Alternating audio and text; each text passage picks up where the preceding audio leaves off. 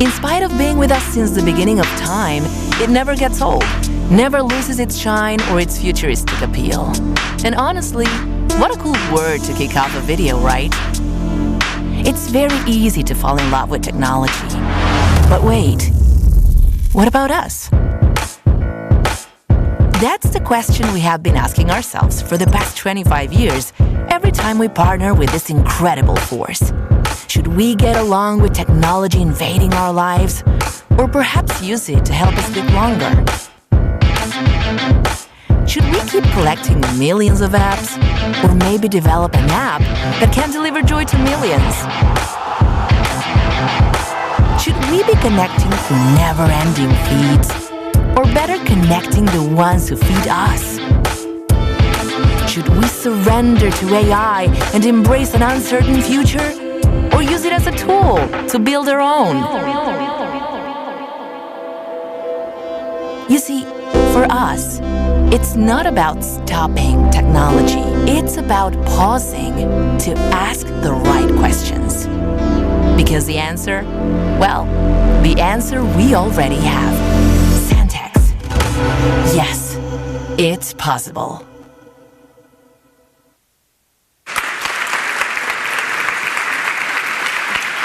Wow! Amazing. Hi, I'm Emilce Garzon. I was here last year and I'm very happy to be here again. I was saying, even though it's part of my job, I love being in this company because I feel I resonate with many of their values. I love being here. I think the same way. We are on day 3 of Santex Week. What do we have today? Well, the challenges that have to do with the human aspect. I want to ask you a question. Raise your hands, those who think it's important to have people's values are important to build the technology. Great. It makes sense that that happens here because you go to other conversations and that doesn't happen. They think technology develops on its own. They don't have an ethical awareness of their job. And that's why I thought that here it was going to be most of you. There was a mix of public policy outlooks linked to education, AI. And this year they opened up to the community, and that has to do with that. It has to do with diversity of ideas, and that's the reason why we had other people, not from Santex specifically. There are about 5,000 people total among the ones that are here and the ones that are online. We had 25 experts in technology. Great. I would like to give a big round of applause so that we can start with this. Now we're going to continue. Please, a big round of applause to thank the situation that we are all here from different places, different parts of the world. I'm very happy. Also, I'd like to especially thank the government of Cordoba, our main sponsor. And this to me is key, the regional focus. And then exporting Santex is key in terms of the knowledge economy, and to have this event to celebrate that. Thanks to Córdoba Acelera as part of the thrust for this effort that we all make together and supporting employees and teams. We also have Copa Airlines as a sponsor, another sponsor that is key to us, and thank you. CHAM, an agency, Entrepreneur, Cabify, Siglo XXI University. Before we start with all the panels that have to do with diversity, with different points of view, without selling what's not possible, we would like to invite Daniel Pacerini, Mayor of the City of Cordoba. Please, a big round of applause. Hello. Today, you came to give a special delivery, right? You want to give them a good morning. That's right, 25 years. Juan, Walter, everybody in Santex, everybody here from the city of Cordoba. The city that Santex chose to go global, we'd like to acknowledge not only the history, but also the will to move forward and to grow and to do it by being part of the community. And when I talk about being part of the community, I was just telling them we're really happy, not just for all the accomplishments of Santex, by the hierarchy that it radiates from Cordoba and to Cordoba with its prestige, for the environmental commitment, sustainability, for all the certifications that you receive, but as a neighbor of Cordoba and as a parent, I would like to say something. I want to tell you that in your face, you guys. Please, let's have them on the stage. I don't want to whisper that in your ears, but I want to tell you in person. I just want to thank you. I was saying, I want to thank you for making a decision in entrepreneurial social responsibility, creating technology with a purpose. For me, it's very important, and I wanted to tell you that with our governor, when he was mayor, I was the vice mayor, and I was the one with the ordinances. We created something more gap, less community. The idea was to bridge the gap, the digital gap between people and citizens and the technology, but most of all, so that decisions that we make as innovative ideas reach the people, reach the community. And now Technology with a Purpose is part of many of the actions that we did together with the city. And let me tell you that this year we've already trained more than 500 people with Technology with a Purpose. And you know why this is important? Because we're creating tools so that people can achieve or get digital tools and know what AI is, but also to protect themselves from scams, from digital scams and virtual scams, something that technology also brought about. And another thing something that brought about that was used in schools, to have tools against grooming in schools. That was very important, and we in Cordoba are working really hard. Technology with a Purpose is helping a lot so that Cordoba, we can be part of the solution. I like to tell you many more things, but most of all, I want to ratify the commitment that we have. And I don't want this to be contradictory, but we want to build public policy to articulate private-public actions. Cordoba Acelera, we are very much involved in it, and we have still a lot to do there, but there is a political decision so that the private and public sectors can come together and form this virtuous circle. And so we always say with Martin, we don't want the state to be an anchor, but to be part of the evolution. And Santex, we're very proud of Santex. And today, as neighbors of this city, we want to acknowledge you and appreciate you and tell you that all the innovation initiatives, all the investment initiatives to continue growing, make sure that we want you to be by their side.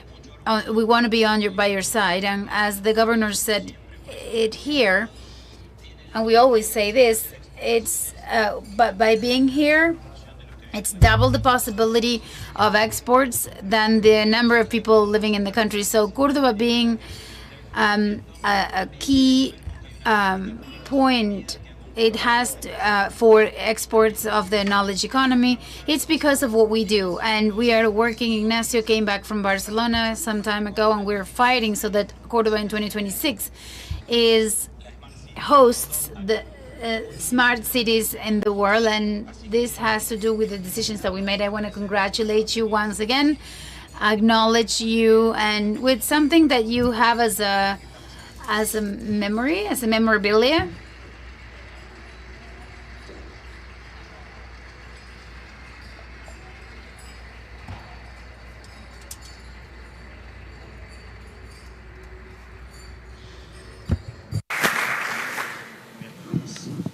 Bueno, Daniel, muchísimas gracias.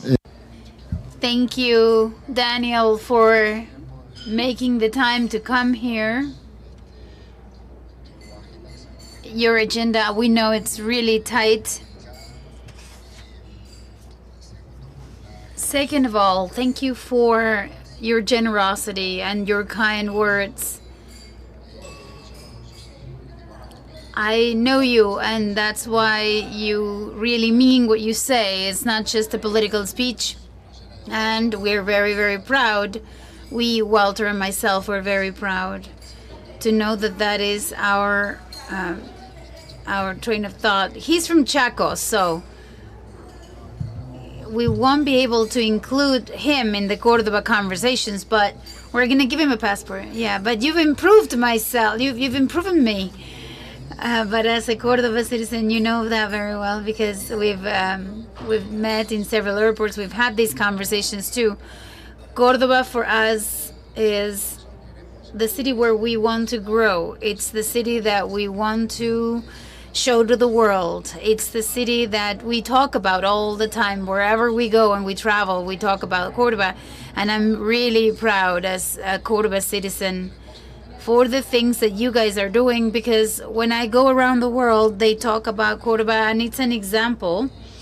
And I've always felt very comfortable with the public-private articulation. From the private sector, we feel that you listen to us, that you do what you say, and you say what you do. So for a company like ours that invests and takes risks in is very important, because we can have predictability, we can plan ahead. In every airport that I meet, you're going to go get an award or something where Cordoba is acknowledged and recognized. So thank you so much for your support. And as I said before, for your generosity and your kind words. Thank you, Daniel.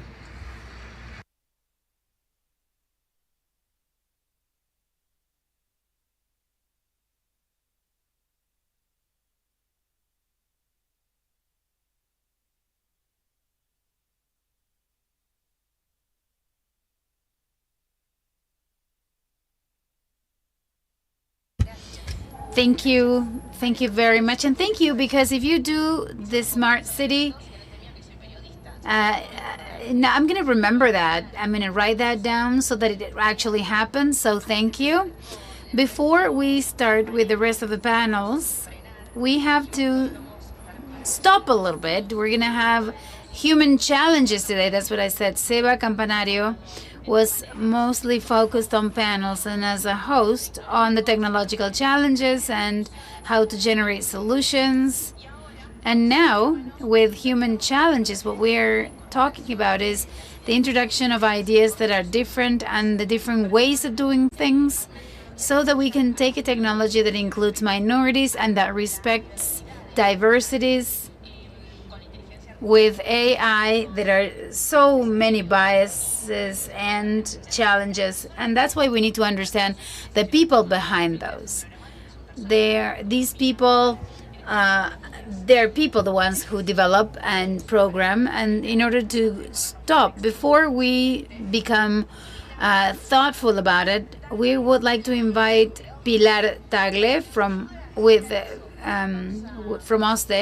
to help us do an aware pause, to set us up in a Zen mode. Good morning, everybody. How are you? Thank you.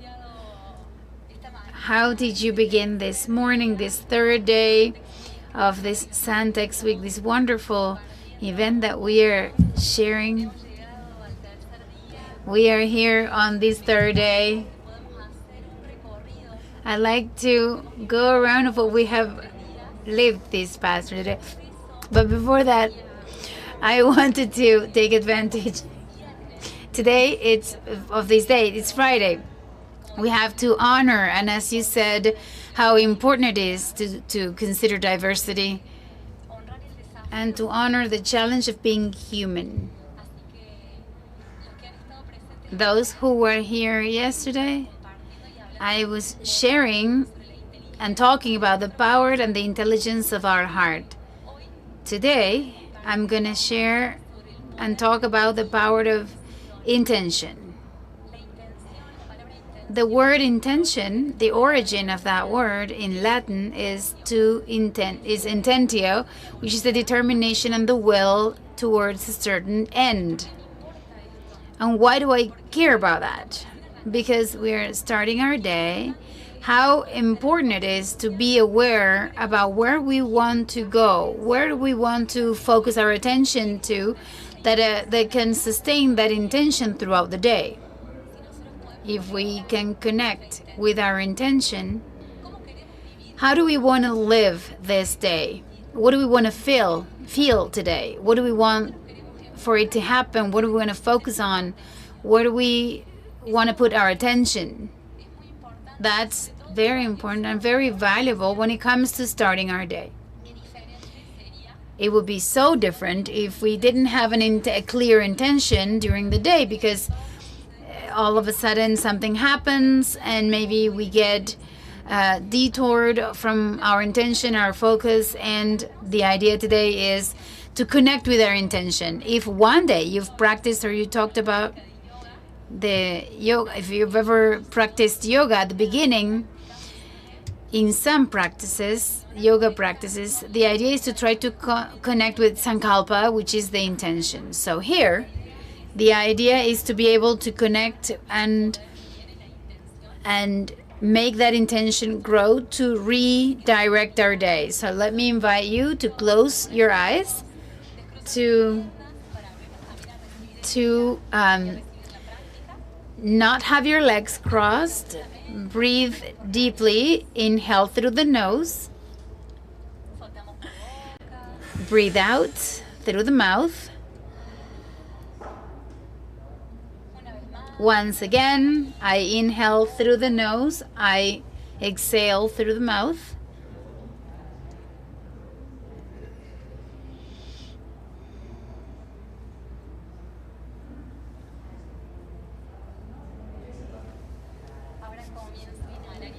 Now I inhale and exhale only through the nose.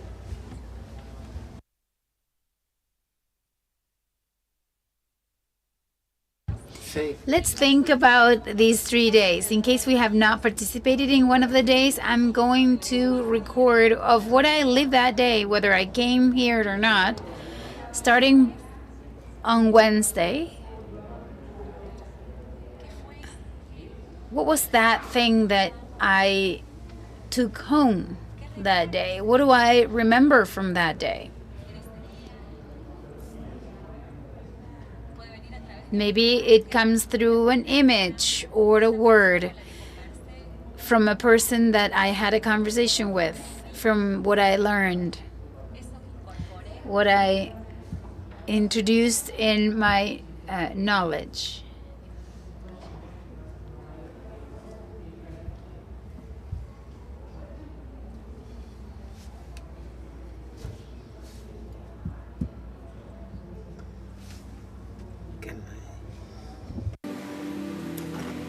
Y me quedo con eso.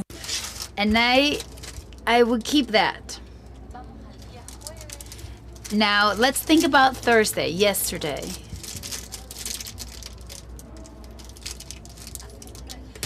Let's remember that day. How did we arrive to the event?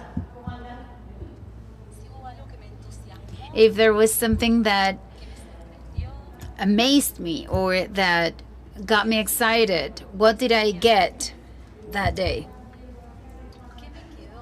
What do I take home from that day?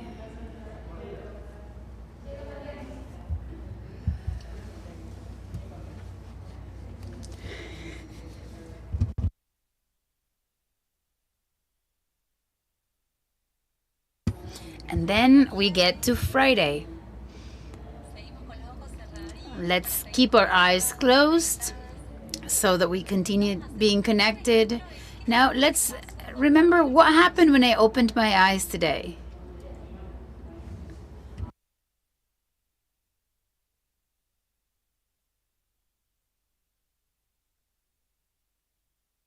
Did I brush my teeth first? Did I take a look at my cell phone first?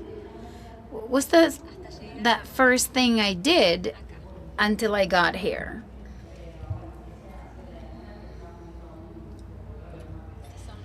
Did I smile? Or do I get to smile now?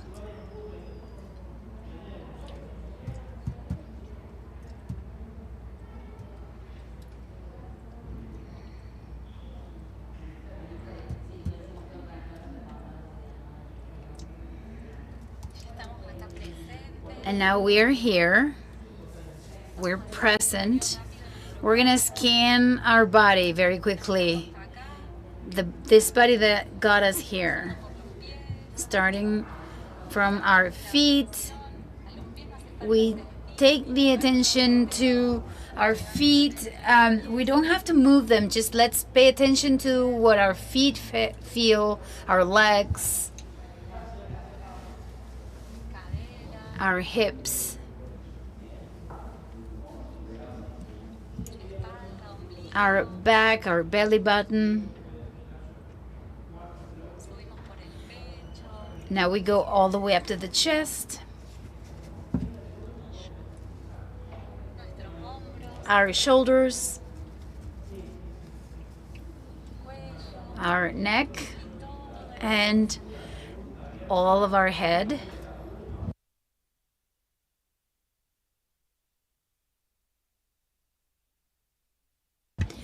With one hand now, we'll take all of our attention to the heart, to create, to design our intention for this day.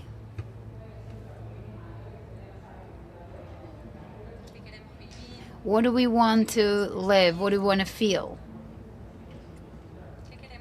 What do we want to create today?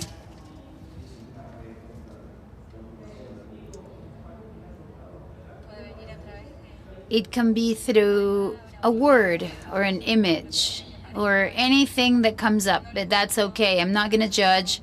I'm not going to deny it. I think that thing.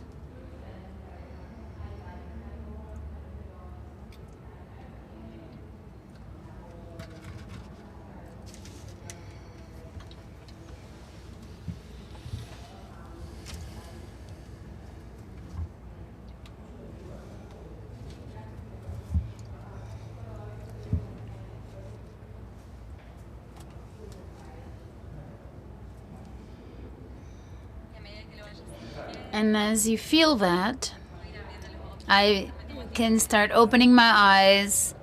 I take all the time I need. No rush.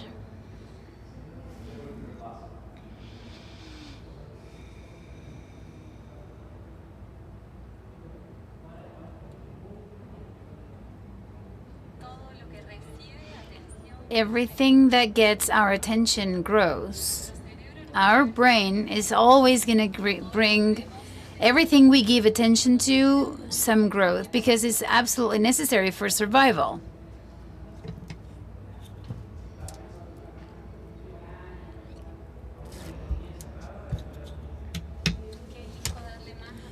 What do I choose to give more attention to and less attention to from now on? And how would I change my life if what I give attention to potentiates and what I stop giving attention to doesn't impact me anymore and disappears? Thank you very much.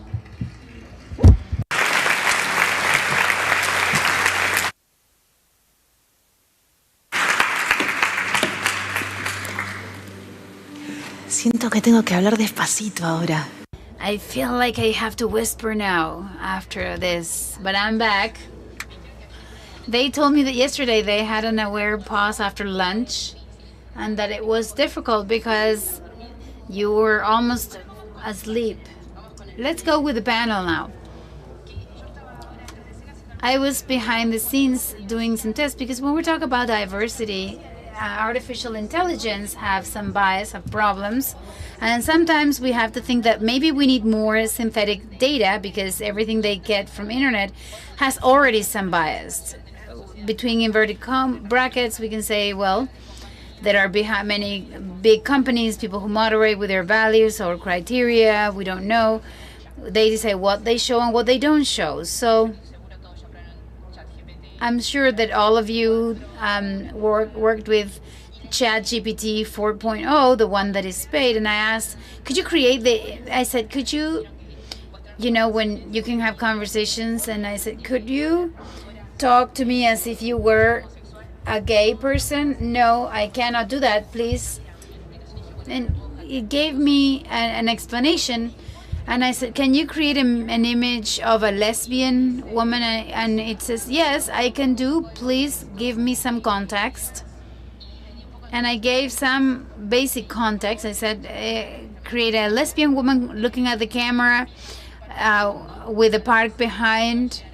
We won't be able to see, but it's absolutely stereotype. Short hair, a plaid shirt, no dress, no curly hair, different skin color. This is happening, and this educates at the same time. That's why it's so important to see who's behind these decision-making processes. In Silicon Valley, there is a group of developers, LGBTQ plus community, and they're trying to put a more diverse look in everything, even from neurodivergence. In our panel, we're going to have huge people. I look up to some of them. I hug one who is from Buenos Aires. This person, hug her because she is a regional person. And what is this panel about? It's valuing diversity, a conversation about what's not being solved, that AI does it even more evident. The main idea is the bias reproduced by AI in different aspects, and how do we include diverse populations, how do we exclude them, how do we take into account biodiversity. And Panacea, Excelsior, and Santex were focused on that topic this year, thinking about this problem that is not so easy to solve. Let me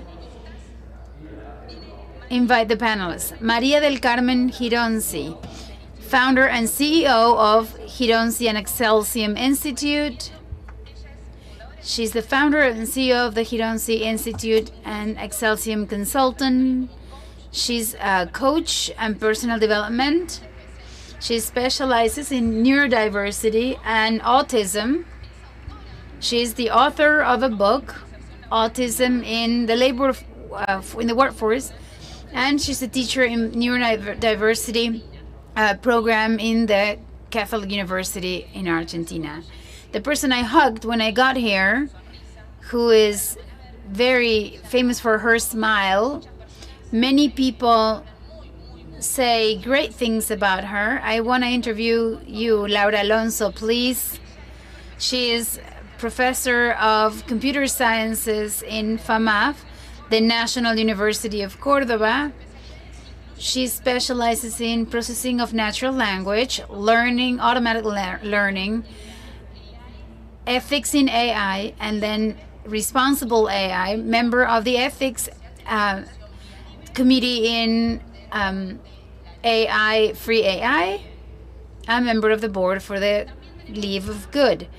We also have Belén Urbaneja, VP for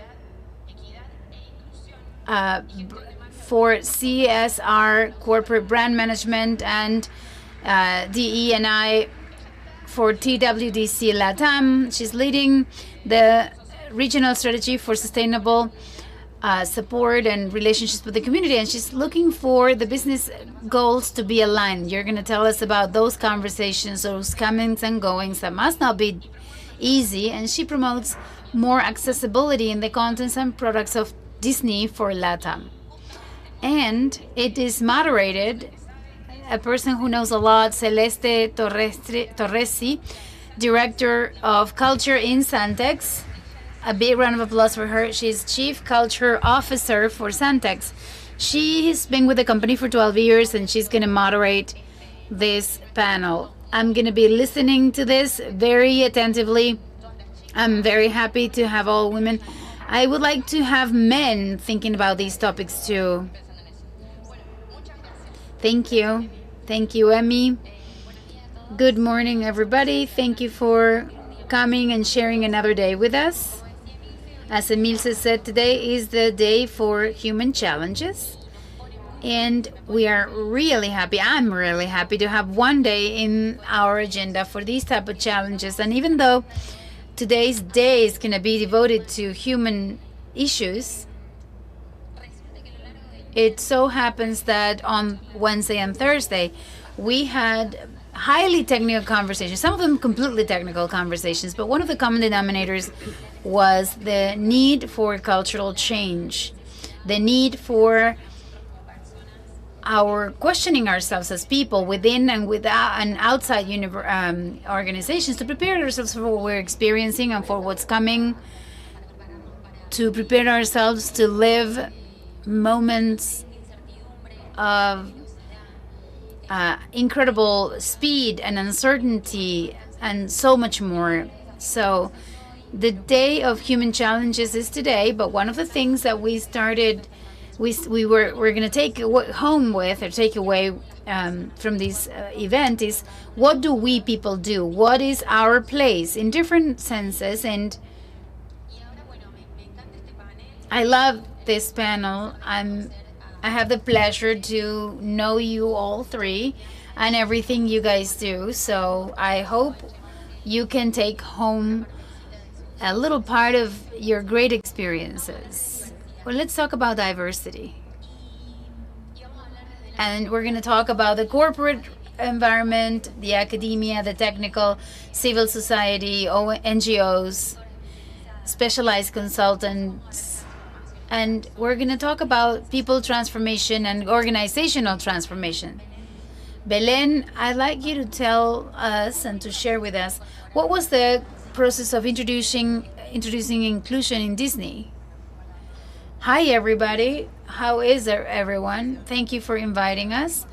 And the truth is, when they told me, they asked me to talk about something, they said, what can we...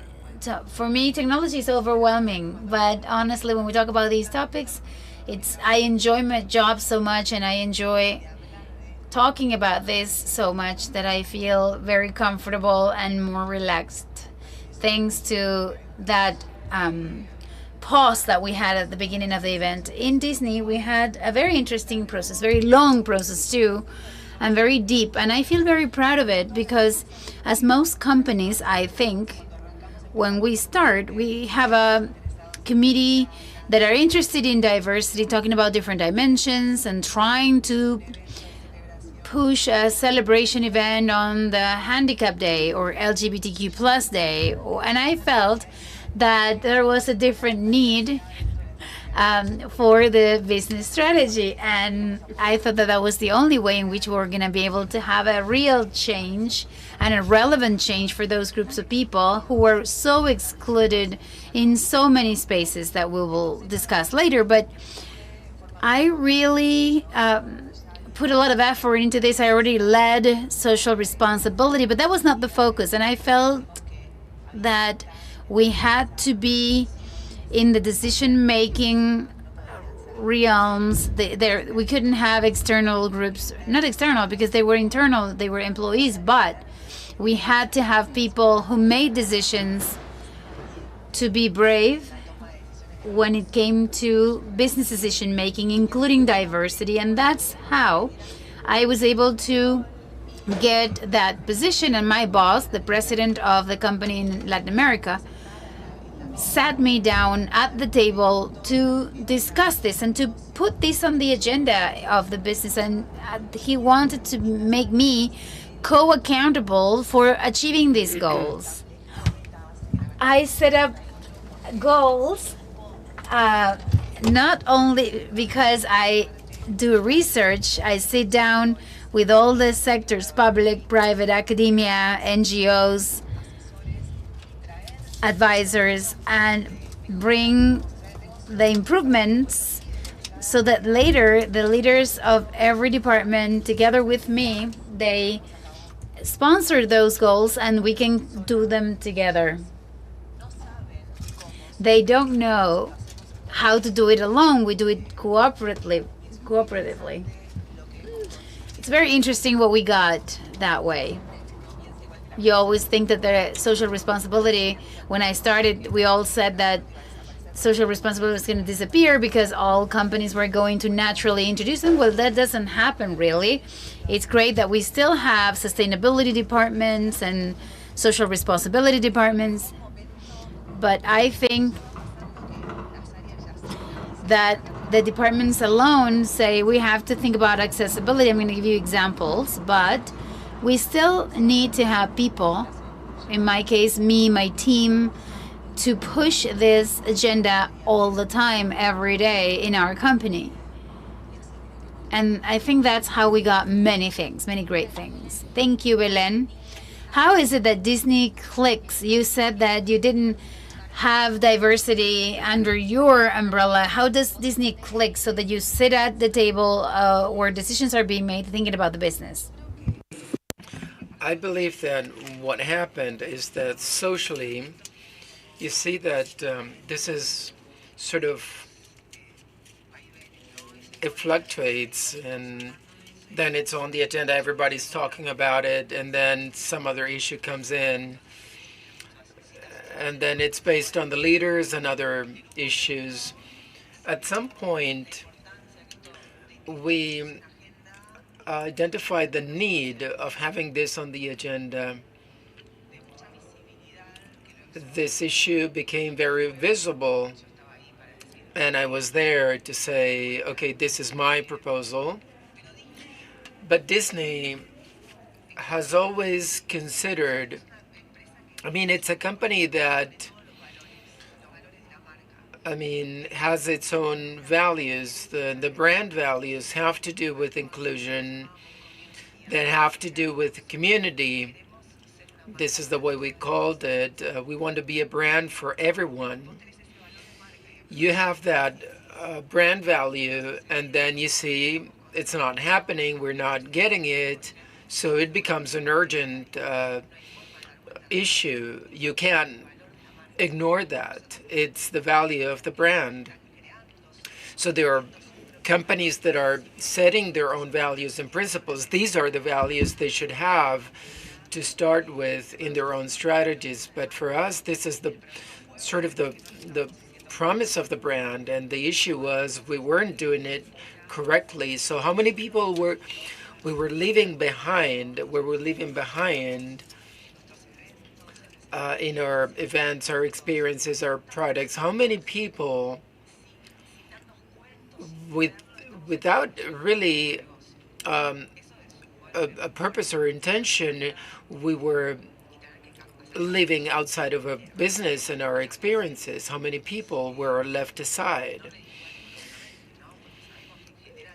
And we know that oftentimes there are many products and experiences that are not profitable in the short term.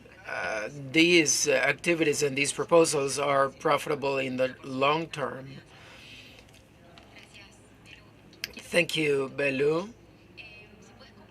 Can you share some stories? Because, you know, we've all consumed Disney, or our kids, or when we were small. Can you give us some examples or of some stories? And when you began, you know, with this programs of inclusion, I mean, what do you gain back? I can talk about two examples that we've been doing for some time now, which are quite visible. Because, I mean, there was a lot of work done behind the scenes, I would say, you know, education, marketing strategies, information. bias editing. This is being done all the time. But we always say we have a superpower at Disney, which is to tell stories. Stories are really powerful to inspire people. They are a source of cultural transformation through stories, books, not only movies and series, TV series, but stories. We've been able to achieve significant changes. I mean, what we imagine can become true, can become actual changes. So we tell stories and we reach millions of kids and people with our stories. So we understand we have a huge power in our hands that we are also responsible for. So what stories are we telling? Are we reaching everyone? Our motto is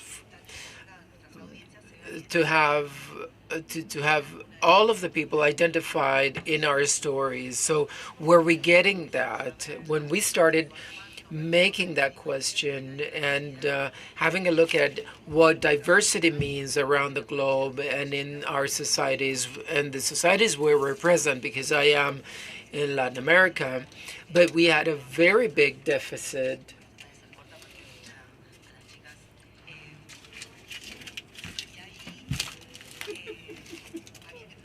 So a lot had to be done behind the scenes, with the creative people, and we can't tell stories on behalf of another person.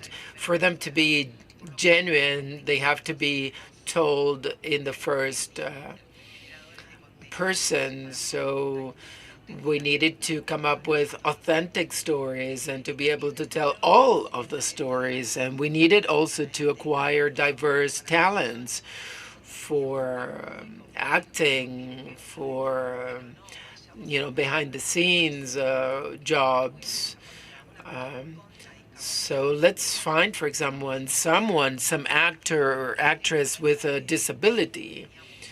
So we needed to invest in developing diverse talents so that at some point, sometime we could have all of these talents available to tell our stories. My team, I mean, I have a team which works with the content team, and they check all of the scripts we develop for Latin America. So, in order to make sure that we are telling authentic stories, we don't go into stereotypes. We don't make any mistakes in the character and building process. And we do this together. We are not auditors. I mean, we do it as a team. And with experiences, how experiences were, I mean, we're talking about live shows, races, exhibitions, movies, how we've been excluding for a long time many groups that can't participate in these activities because they don't feel comfortable enough to enjoy them. In the case of neurodiversity, that I would like to listen how a lot of people are not visible, because if we see a person with disability, then we go help them. But if there's how many times we've seen, for example, a kid crying in a shopping center or supermarket, and we look at his or her mother saying, you know, and we should feel empathy for that kid, and then we should take it to our business and understand that there are many changes that we need to make in order to be able to include these populations. Thank you, Belen.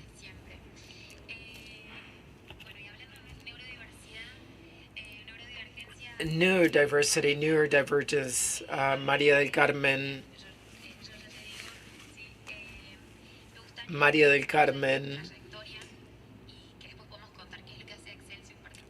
you can then tell us a little about Excelsium and what Excelsium does in Argentina. But I was always moved by your story, and I think that it has a lot of value to add, besides your background and your professional background, but your story in particular, I think can add a lot of value. How did you start working, for example, in the field of autism? If you think that is going to be interesting, then we'll go ahead. Good morning, everyone, and thank you for the invitation. How did I start? I have 4 kids that, they are 28, 30 years old. They are, they have they were diagnosed with autism. So they all were diagnosed with some, some differences. So I remember we moved to Bahia Blanca, which is a city in near Buenos Aires, and we moved back to Buenos Aires because we wanted to have the different medical centers nearby. Since we were living in Bahia Blanca back then,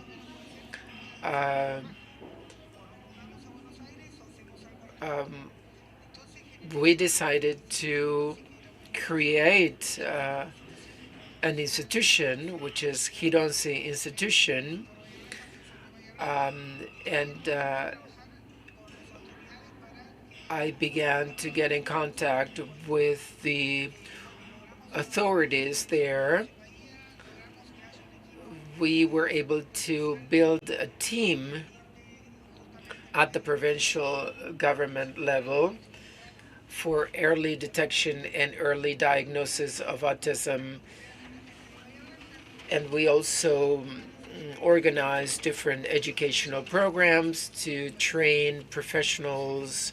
And then we train professionals in the country and in other countries as well. We organized congresses, different courses. We did together with universities. And as we saw the problem was not solved, in 2018, we focused on the adult population specifically. We weren't training professionals back then. We were training people with autism so they could actually be part of the labor force. So Excelsium was born as a program from Instituto Geronsi.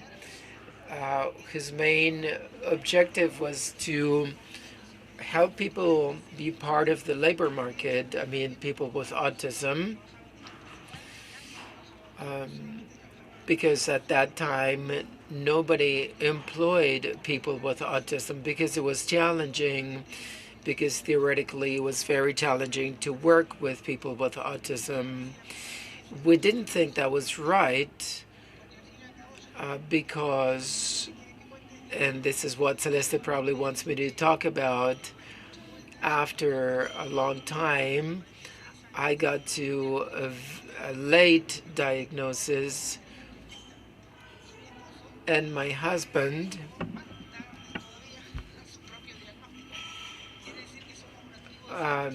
was diagnosed with autism. So we're a tribe of 6 people then that were diagnosed with autism. My children today are 28, 30 years old. They are all, they have a job in the open competitive market.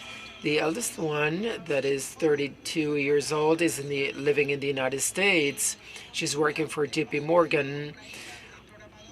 Another of our daughters is, they're working in different companies in the open competitive market. We wanted to prove that this is possible, and we wanted to do that with our kids.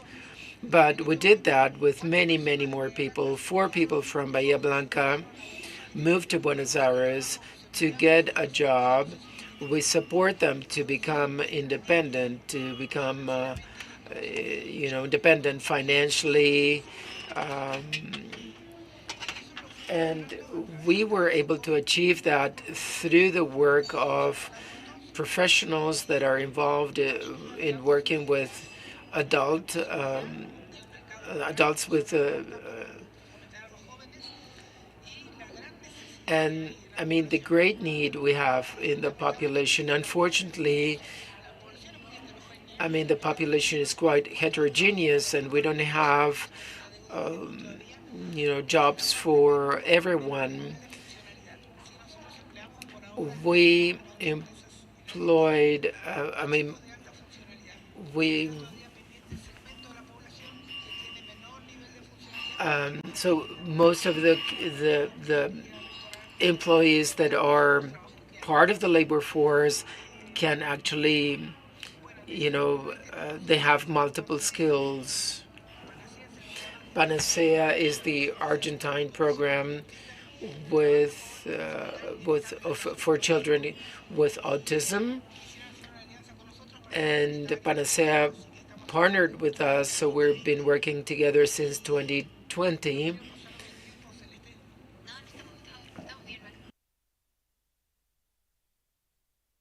So you mentioned that there are very few companies with programs such as this. Which are the main obstacles? Which obstacles can you talk about? Fear and prejudices. Fear is key. When we tear down fears, then it's all much easier. And then the prejudice, preconcepts, because oftentimes people feel that, people with autism won't be able to do jobs. What if we didn't employ, for example, all the people who wear glasses? Because, we can't say they don't see well. If they can't see well, they would be left out. But if you give me support, which is the pair of glasses, then the solution is there. And this is what happens with all disabilities. So disabilities is a condition that is generated by the conditions of the environment and the different characteristics of the people. It's not only the person that owns all the disabilities, and then they can't do, what everybody does. It is an interaction between the environment and the possibilities that the environment provides and the challenges. So if we provide the specific supports, they will be able to perform well. They'll be able to perform and achieve different objectives that they are set, just like anybody else. The thing is to provide the right support. In our case, supports are people, our tools are human beings.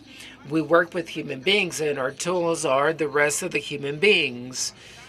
So these are the resources we train and we support so that this, exchange can happen as naturally as possible. If you're unaware of autism, the biggest challenge is communication. And this makes people with autism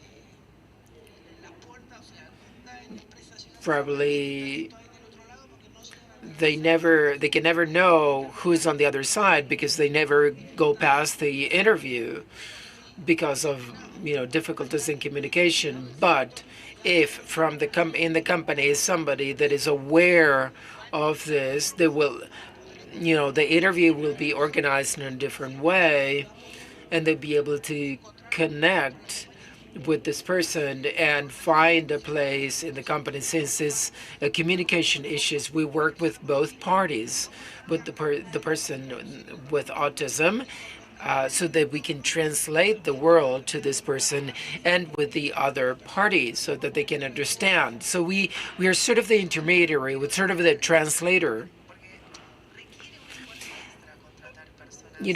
Hiring people with neurodivergence or disabilities requires an extra effort. That is true. and we try this at Disney.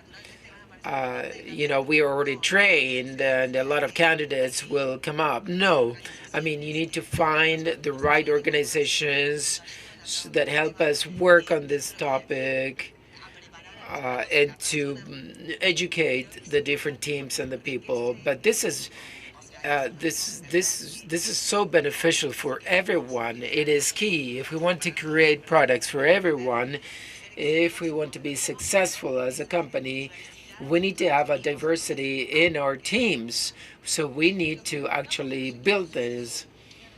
So this actually enhances the working environment. It improves communication because you know this makes everyone improve their communication skills. And then the feedback from the teams is that it actually, enhances all of the teams where the people with diversities are join. We always think about disability, but I've seen teams that, you know, for example, people that are very talented, people that are so passionate, and they have different kinds of patterns, working patterns. They can't, for example, meet objectives, but they have a very genuine interest for specific topics, things that are not considered disabilities because nobody feels that they have some difficulty or disability, but at the end of the day, it is difficult for them to be part of teams, and this requires extra effort. And not all teams have this backup or this support in order to make that effort.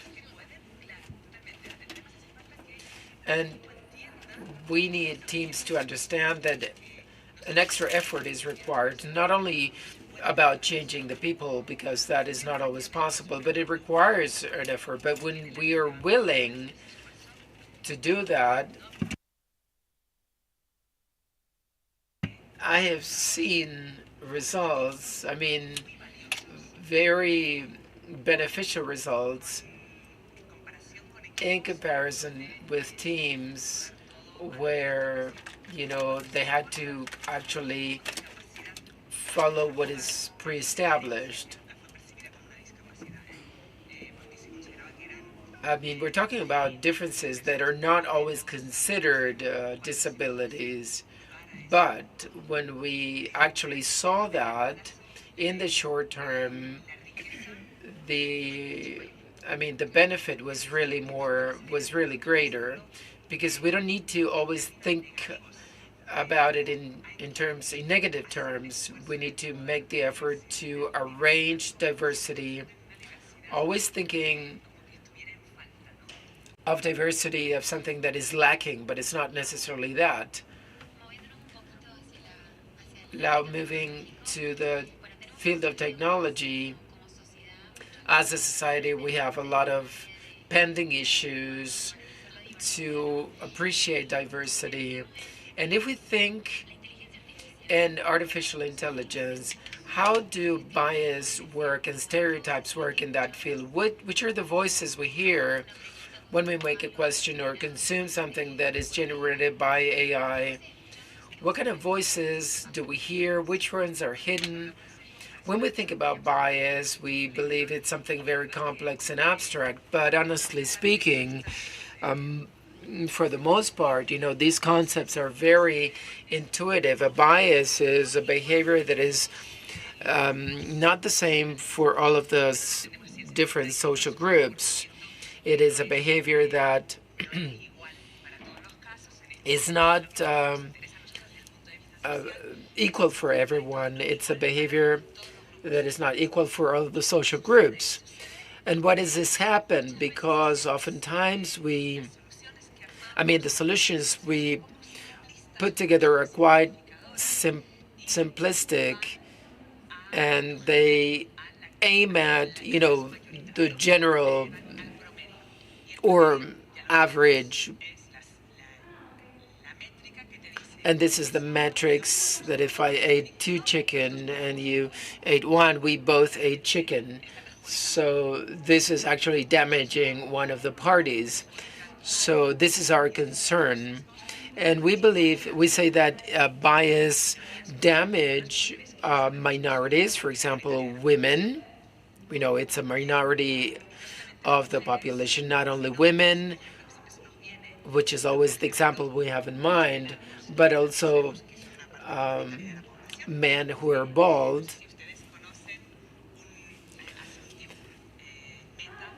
Meta launched a small product, so you would put a low resolution image and it would build it in high resolution. So you give it your image and it would rebuild it. For example, a person who was bald would have hair or an image of Obama, and it would come up with a white looking Obama. But the person who built this, developed this application, was not aware of this and hadn't tested before they launched it. Why did this happen? Because they were all average, not average, considering the population, but average of the people who develop this. And this is the bias. The bias is not the average of the population, which is the most popular language in the world. Chinese,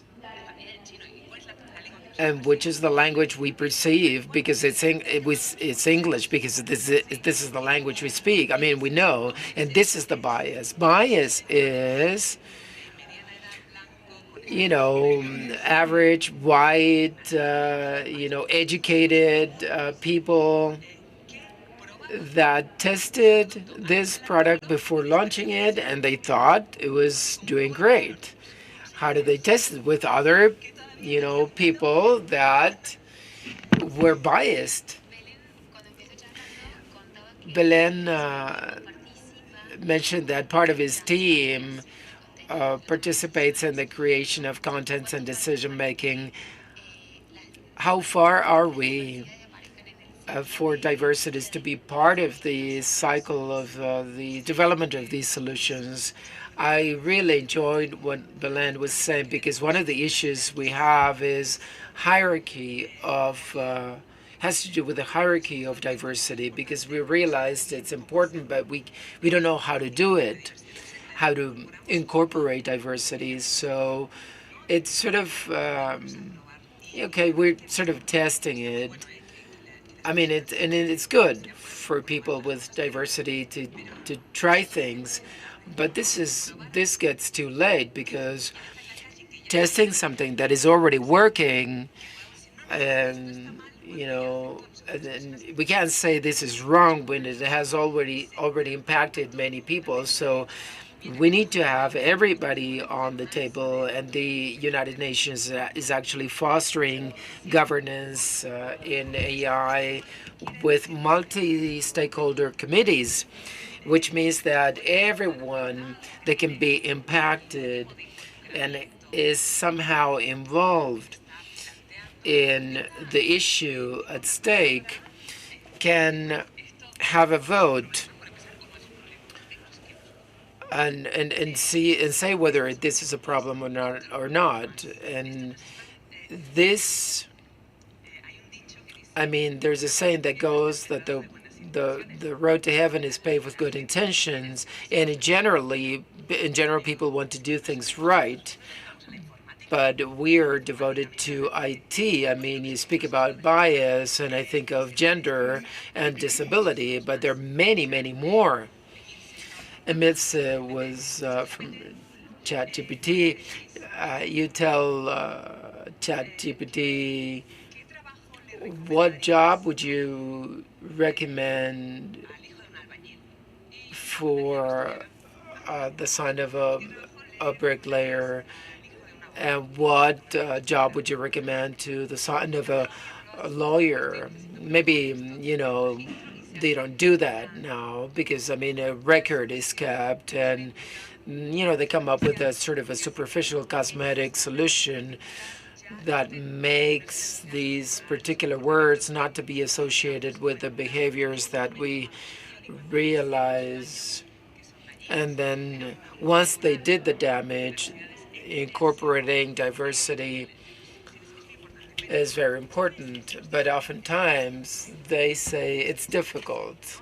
It's difficult to have everybody around discuss because they don't understand this AI thing is very complex. There are many neuronal pathways, and it's not that difficult. And we're not saying this.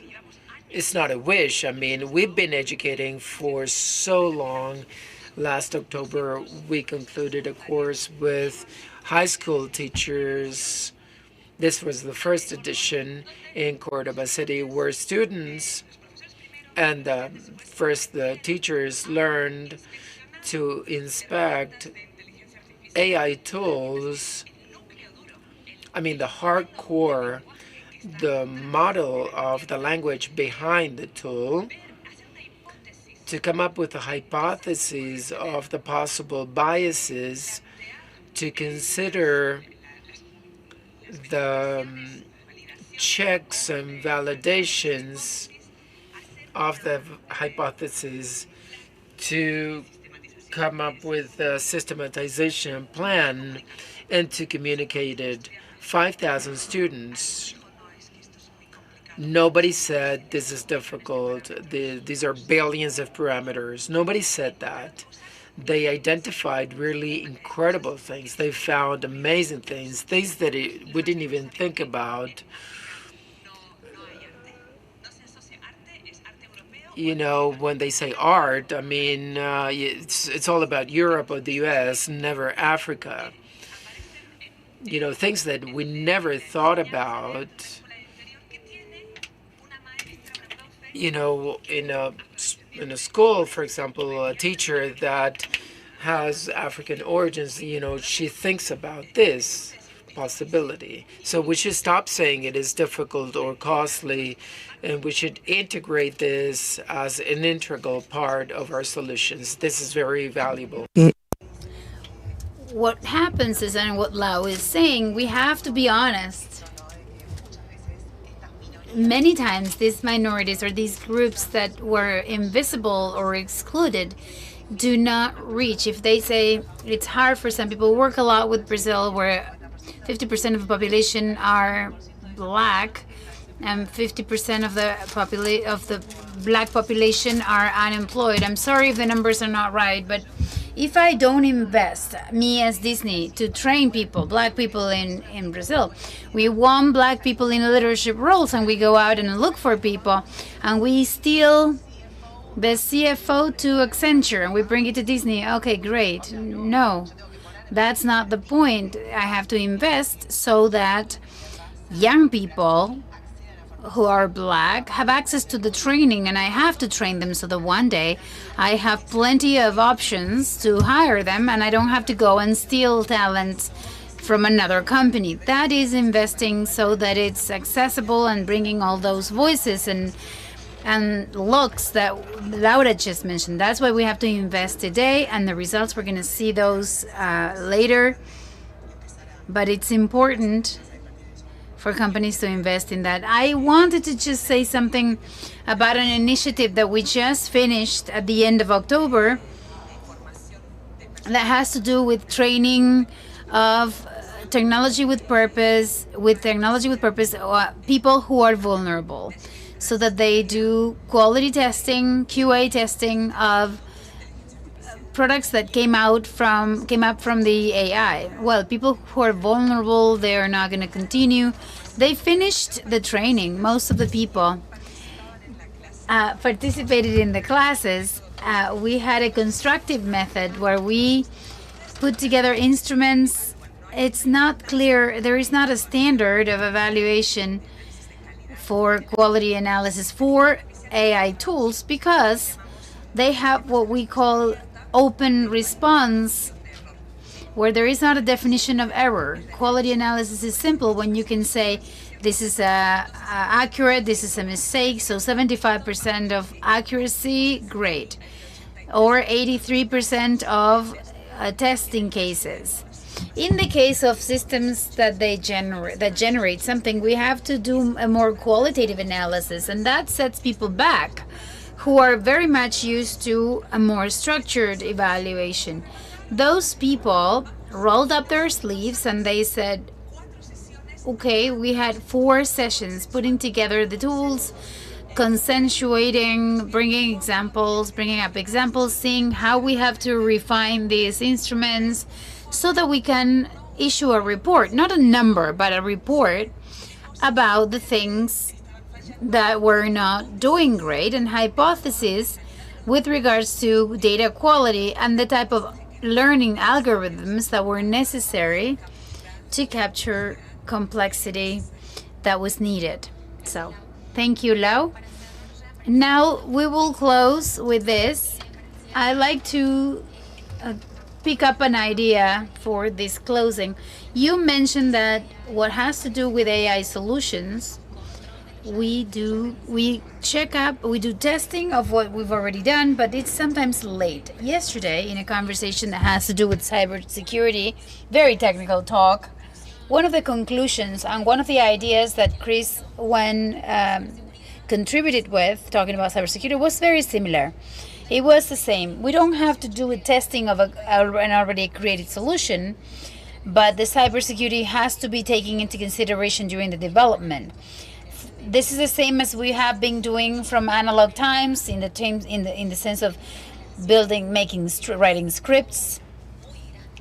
So this is the moment to interfere, in a moment when we are producing content in a massive way with so many applications. And I read a report by Neil today that said that they reference the universities that have inclusion will have under their responsibility the diversity section. When it comes to building solutions, they will have to participate in the decision-making process. The call is today. How do we go into the construction today? The analogy of all the parts,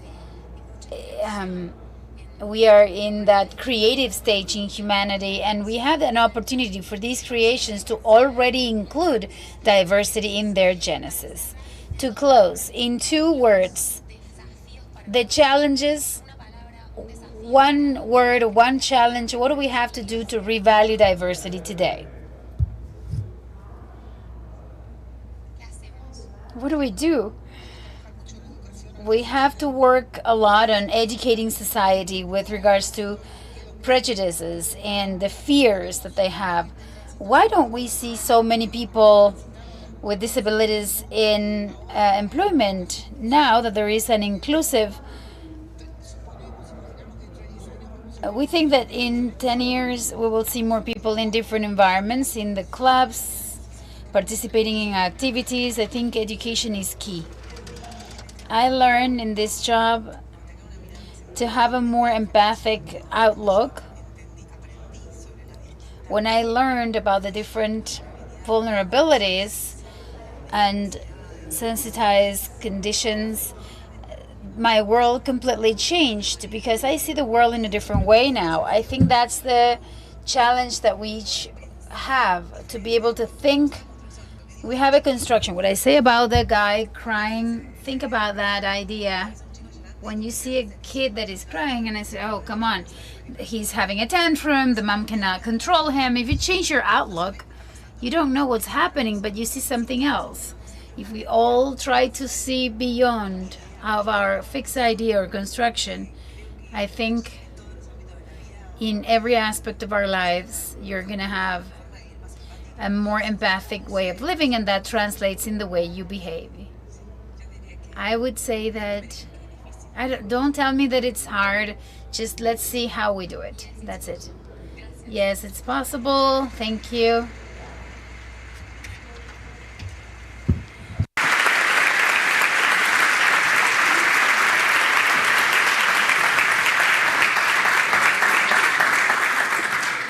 No se hacen foto, nada. No picture? I want a special picture with you guys.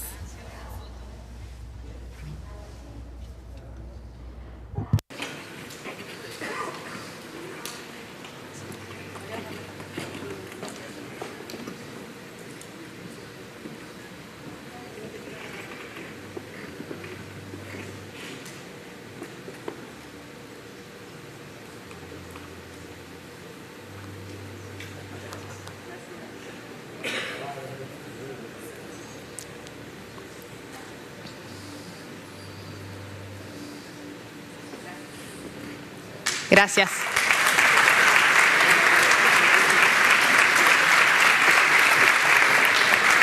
Yo tendría 2 millones de preguntas para hacerles porque I'd have a lot of questions for you. The interesting thing about these panels is that we have a business look from the NGOs with a goal, a scientific look. Usually they are in different places, even ethics places. We have documentaries, we have ethics teams, and when they need to give their verdict, or when they give their verdict, technological companies that have their ethics team or security.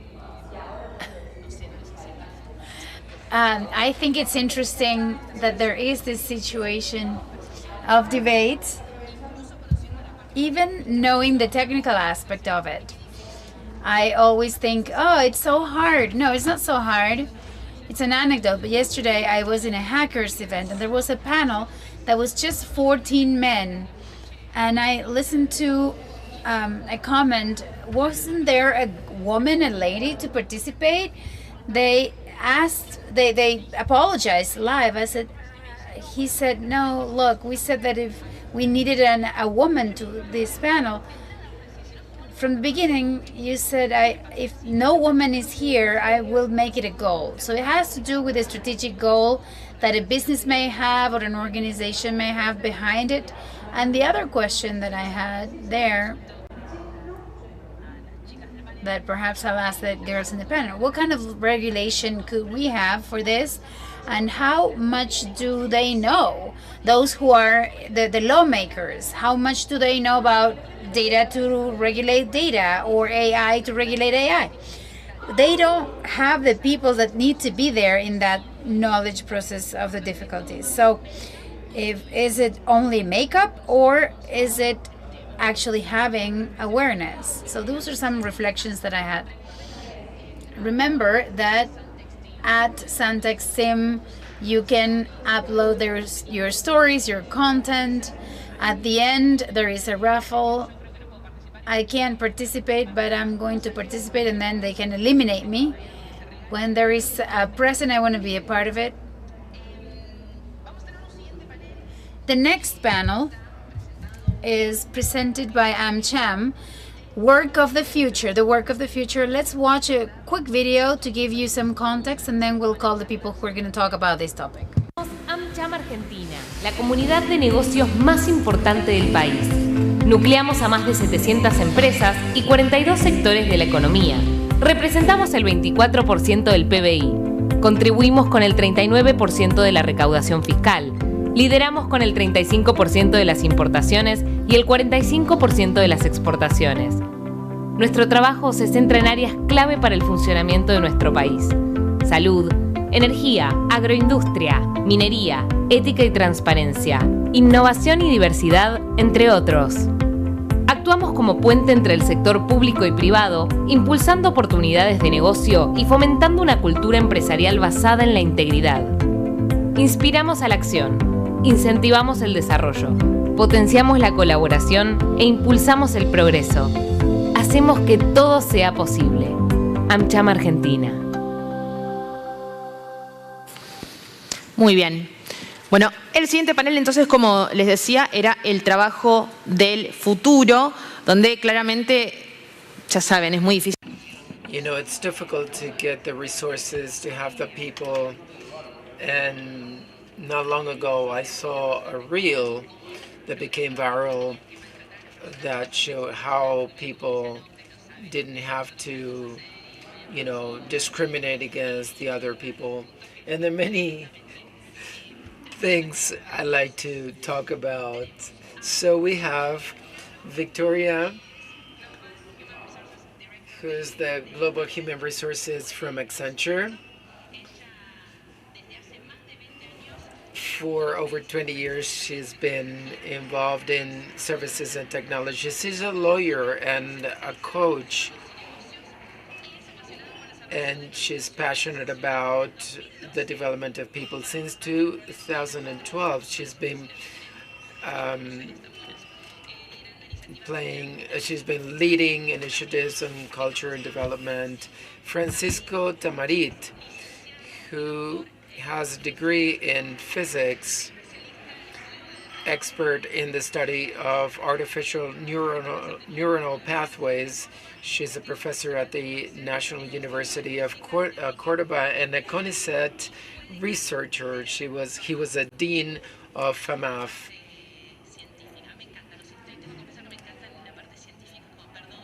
I love people in science. I come from marketing.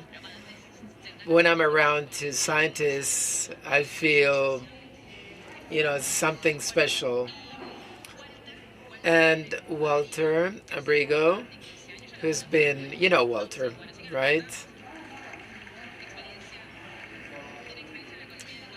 She has experience in the economy of knowledge, a business person, professor, partner of Santex and Incotex, co-founder, Technology with Purpose, and A League for Good. This panel will be moderated by Andres Pajaro, who has a degree in political science. He is a business coach. He manages the department in Siglo XXI. Let's hear from them. One last round of applause.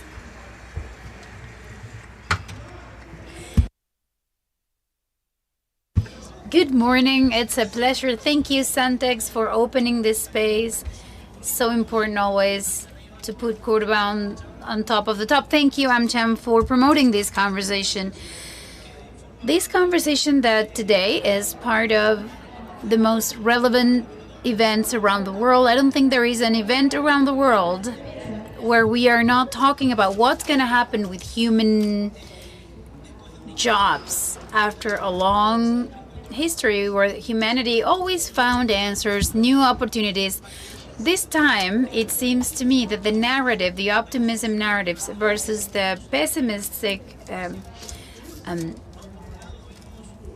narratives, sometimes we see the possibility to have more significant jobs, to work better, that technology would help us elevate our expertise, that it reaches all corners of the economy, and jobs change. They're not always the same.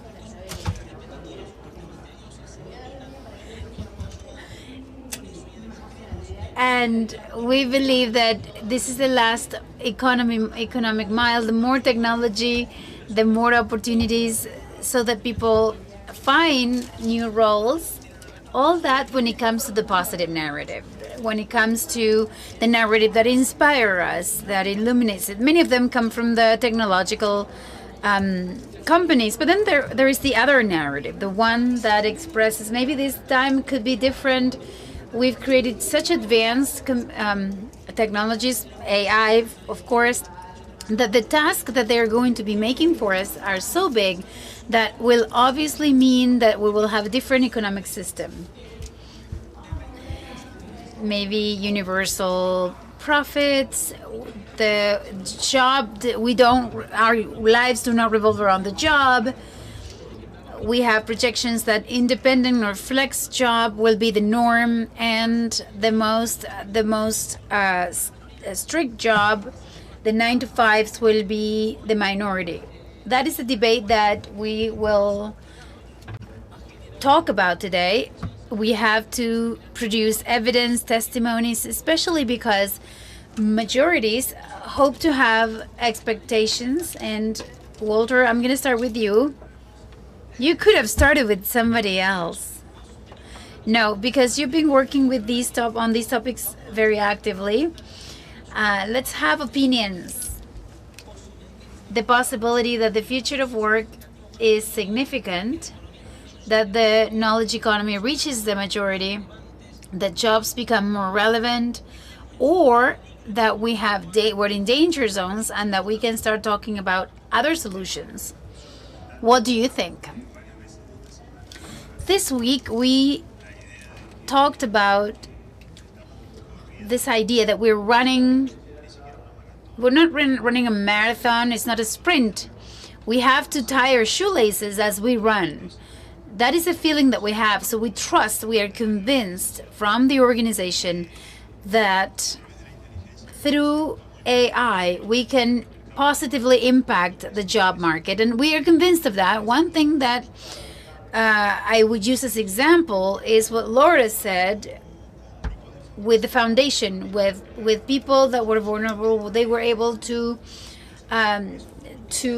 quality monitor, to do quality monitoring of AI things, but we're not stupid. We think that this is going to be a given and that's why we founded the other foundation of the League of Good together with FAMAF, because we're also responsible to discuss with the lawmakers and with the government. We had several conversations. For instance, Jonathan from NVIDIA talked about the importance of sovereignty of AI in countries like Latin America. And there are 2 points of view here. We think that yes, it's possible. We are convinced of that. We're doing things so that it is possible. But at the same time, we can't be naive and take the other path. We have to be careful. We have to interact with the community to generate the framework. If this doesn't work, we have to recourse our path. Accenture also promotes this world of opportunities for the new jobs, the new activities. What is your point of view about this so that we can reach all stratas? Thank you, AmCham. Thank you, Santex, for having us today. It is undeniable that AI is a tool that makes entrepreneurial growth get bigger. What you just mentioned, it thrives innovation, it generates new capacities in the organization. But we cannot deny that we have challenges. And that's what we want to talk about today. In Accenture, we have a comprehensive and collaborative point of view or outlook, which is looking at the machine plus the human beings. One of the things that we share with our clients has to do with that. Human beings and the machine work together. So, human beings have less repetitive tasks, less tasks that take up a lot of time or effort, and they can focus on tasks that add more value, maybe related to critical judgment, innovation, creativity. That's one of our main statements when we approach this topic. Together with that, we have continuous learning and the digital mindset change that we're undergoing. It's not now, it's not new. It started some time ago, but we see that we need more stability to learn again and to reset in digital aspects. Another one of our strong ideas related to that is that we see that roles are not disappearing. Roles are not being replaced by AI. They're being transformed by AI. And I think that a lot of the people here, or those who are watching from home, they are already using AI and assistants where we see that the transformation is real. And as I said before, there is not a replacement of the rules as we know them. With regards to that, productivity increases, personal productivity and company productivity that make that economic value that is significant, that can be reinvested, client experience, customer experience, and improving the experience of the company's employees. And something else that I know we're going to discuss this later is it's critical the way AI is integrated in the labor market of companies. Without a doubt, it has to be through ethics and responsibility. Otherwise, we fall into this thing that we discussed at the beginning. It's not so positive, it's the challenges. Thank you. Francisco, you come from the hard science. You've been directing educational institutions. How do you see this phenomenon?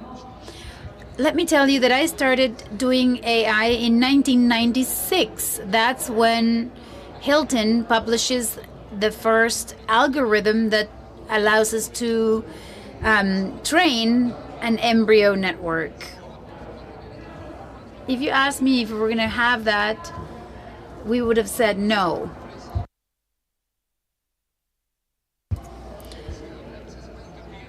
There is more reinforcement of the neuron networks. This is the first time that we have a technology that replaces our mental activities. We had never done that before. When we study technology, we think about orthopedic technologies because they replace our skeleton muscular system. Now an architect can say, and I see that happening already, we build a house looking facing west. A landscape architect can do that. Then we can have a fight if it's anthropomorphical. Or the second element that scares me a lot is that the efficacy is increasing in a factor of 580% per year. Think about the first patented car was only as fast as 40 kilometers an hour, and now we have now cars that go up to 400 kilometers an hour. Now the neurological networks, they improve 580 times. And in 4.5 years, 19 million times. You see that every time. What kind of AI did you use in 2017? Probably none. But we were working on AI. We had a technology that grows so fast. So sometimes I think, don't worry so much for what AI is doing. If it doesn't add correctly, if you don't like the picture that it does, think about what it's going to be doing in 20 years. That is what's alarming, the speed. And the third element that I'm concerned with for the world of work is it's very hard to control what this does. In the previous one, they talked about bias. And how can I control the bias? Let me give you an example. A technology that has scared us a lot was nuclear technology. The young people never experienced that, but those who are older remember there are many methods to control what happens inside a nuclear reactor. There are few of them in the world. How do you control what's inside a chip or a GPU? It's very hard to control that. So I am optimistic. I trust in humankind, in human condition.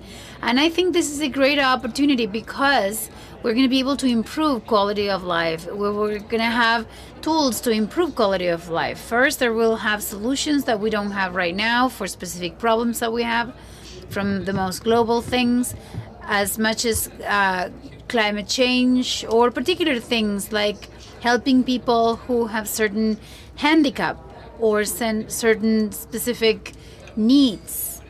from the peculiar to the planetary. As you said before, that requires from us some sort of proactive attitude.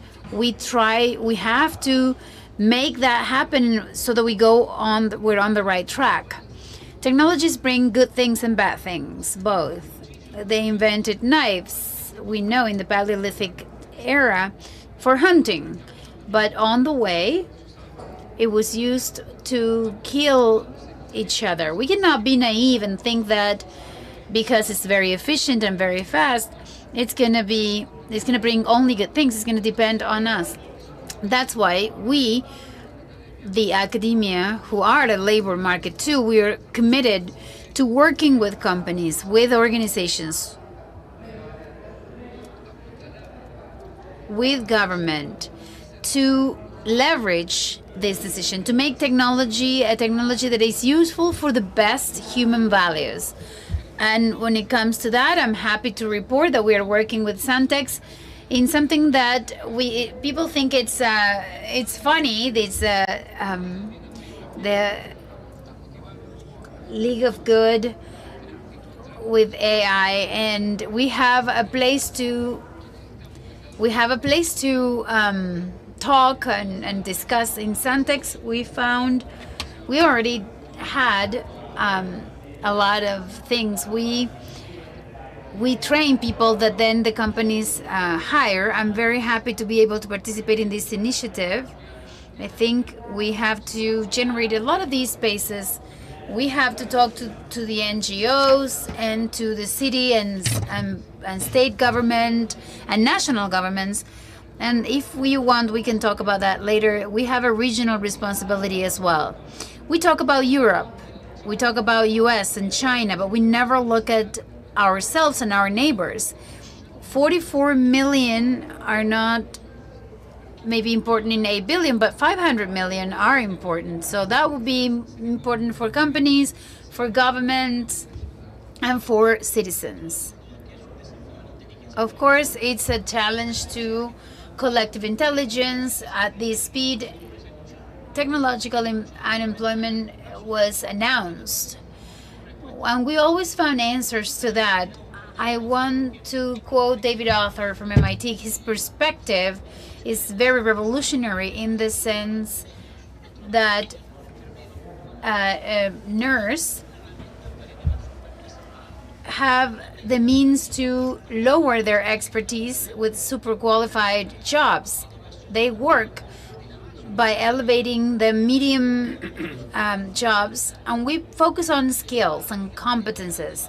That is the big topic. That's the mother of all answers, is competences, training them, doing it better. Where should we focus on to train people for the new jobs, for independent jobs or jobs with AI? What do you think? For that, I like to discuss this from the emotions when we are looking at different scenarios. The first day, Sebastián Campanario told us, he showed a chart with 4 quadrants about what we know and what we don't know, from what we know of what we don't know. And yesterday we talked about vulnerabilities, and when you are in a scenario that you know that what you don't know, there are emotions like fear, frustration, and there are some elements that you can find around you to overcome those feelings, those emotions, not knowing that you don't know, in a world that at the speed that we are moving forward overwhelms us and it paralyzes us. So it puts us in this point blank.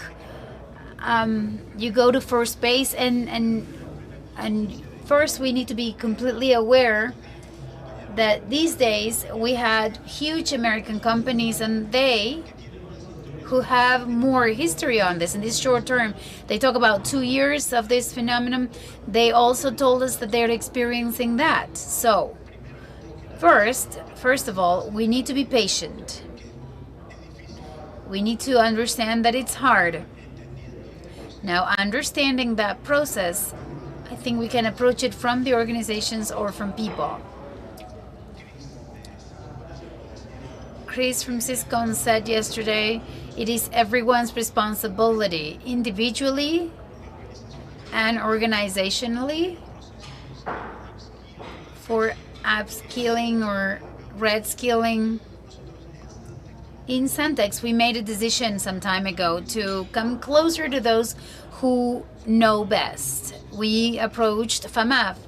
We were founders of the degree in AI, and now people who work in Santex are studying that degree, that diploma. So it's a challenge because people who are now starting, we can help them through that process, but there are people who are already working in the industry. And Jonathan from NVIDIA told us, in a very short time, we're going to need developers who can integrate agents, technologies with which we are developing now. Maybe they won't be necessary in the future. So the company has to work with, in Santex, we work on that from 3 axes. One is to come closer to the university or to platforms, to people who've already gone through these processes. Basic platforms like Coursera, or very advanced ones such as Google Lite, Aid. We have more than 7 platforms that we can interact with and do this upskilling process. Also, we have an AI coach in ontology for emotional intelligence, and an AI coach that works with us on these processes. It's a process that we have been going through for the past 8 months, and the creation of a lab so that we can start doing proofs of concept, POCs. It's something that we saw with the Todo Moda person. We have to get small wins for internal efficiencies and good wins so that it doesn't overwhelm us as much. In summary, we need to have a lab, get closer to those who know best, and to offer platforms for students, and to have within the organization for this moment, to transition this moment, a coach that will allow us, with knowledge that will allow us to go through this. When we talk about the skills of the future, I want to quote a phrase of Alvin Toffler, who was coined in the 80s, that has to do with the 21st century illiterate are not those who don't know how to read or write, but those who cannot unlearn. And that's the challenge with relation to the skills, not only learning, but unlearning quickly so that we can learn again. I think we have already discussed what has to do with continuous learning and with upskilling, with what Walter mentioned before. It's a shared responsibility. Otherwise, we're always expecting that from employees. We're asking them to make that effort, but it has to be shared, appealing to these ethics that we advocate for. But since I am in human resources, I'm going to focus a little bit more in what has to do with the creation of these roles and hybrid. If the technological skills are important today in the labor market, yes, that's a fact, but then human skills are as important and will continue to be as important in the future. In the previous panel made that very clear. So these human skills that cannot be replaced by machines, that have to do with creativity, innovation, and critical thinking, with agility, with flexibility to change. I think that we as human beings, we have to give them the same value that we are giving it to technical skills that change fast. Francisco, well, I agree with all what has been said, and we have a great responsibility from the academia, very important to support you along the way, because Walter said we got in contact with those who know, but what we also learn from you.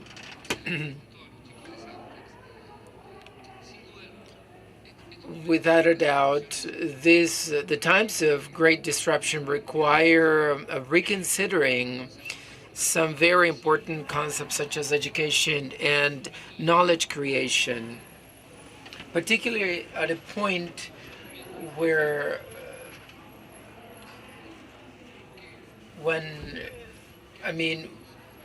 we as the university, we need to train human resources that then are going to be hired by the government and private companies. So we need to have a productive dialogue. For example, this idea of the program that Walter talked about came up because we realized that we needed to make a contribution. So we thought about a PhD program on AI.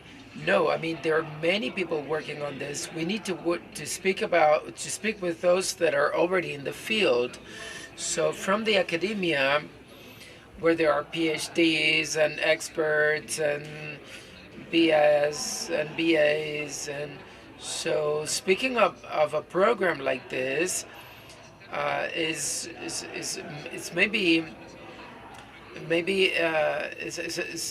detrimental. But then other universities came up with these short programs, and this idea that came up at FAMAF is being copied by many other universities. We don't need to educate more PhDs. We want people to actually learn about these tools.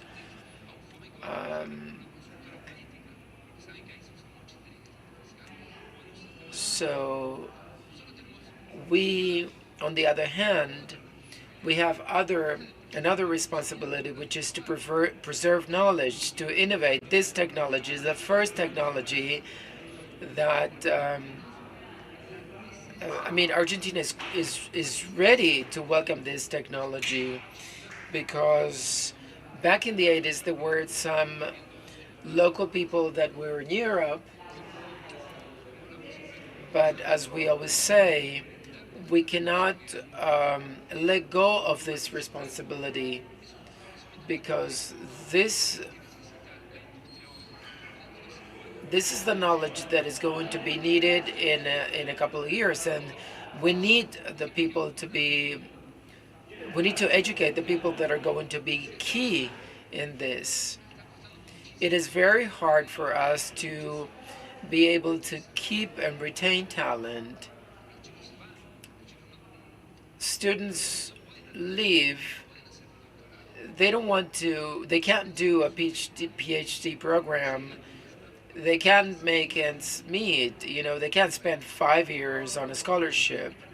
And we invest a lot. Our country's invested a lot. The first PhD thesis was done in Cordoba, FAMAF, and the UTN, the technological university. So we're concerned as a university, because if we do a good job, then Argentina will do a good job. Not only Santex, but other companies as well. So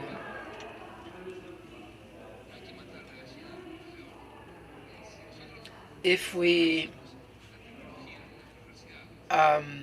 get technology out of the universities, then we should go after it or go to other places. So I insist that we need to discuss new ways of educating. If you ask me, and Laura may agree with me, and Gustavo probably too, this is not, we need to reconsider this from initial education, elementary education. We need to rethink what we teach the students when we teach mathematics or social sciences or natural sciences. Or so we've all lost part of the power we had 30 years ago. Knowledge was sought in universities, not today. Knowledge is created in many places. Companies create knowledge. We need to discuss, not compete. And also the states lost power. If you had a question 20 years ago, you went straight to the ruler for a solution.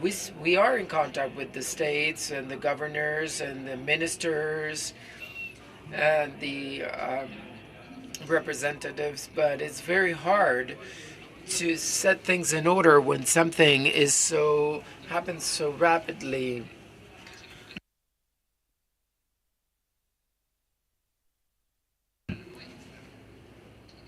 I think we have to play by our own rules. We need to learn we have a lot of talent in Cordoba. Armando Andret is a well-known international, a well-known person.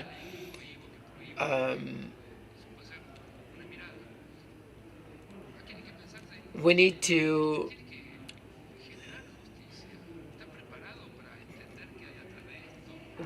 actually educate those that are behind, policy making and lawmaking too.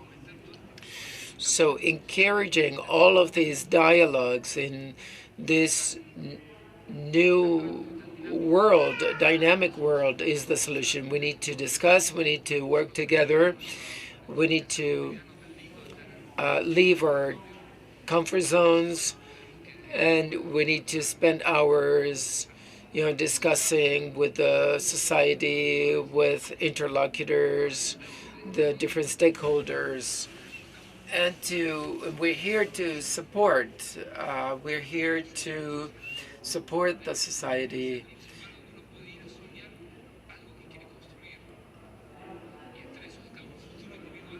And universities should aim at building a common future, not only individual futures. I believe this is a good time for us to discuss further and learn more from one another. Of course, we always say that these times are really decisive for finding those solutions to escalate them. We could continue discussing, but I think we should wrap up. Since we agree that this is a collective type of effort to create the jobs of the future, a lot has been done. If you had to set a priority for the next few years, Cordoba, Argentina, how would you make this possible? From the company's perspectives and organization perspectives, the priority is to invest on this. It's a long-term program. We won't see that in the one-year bottom line. We started that 18 months ago.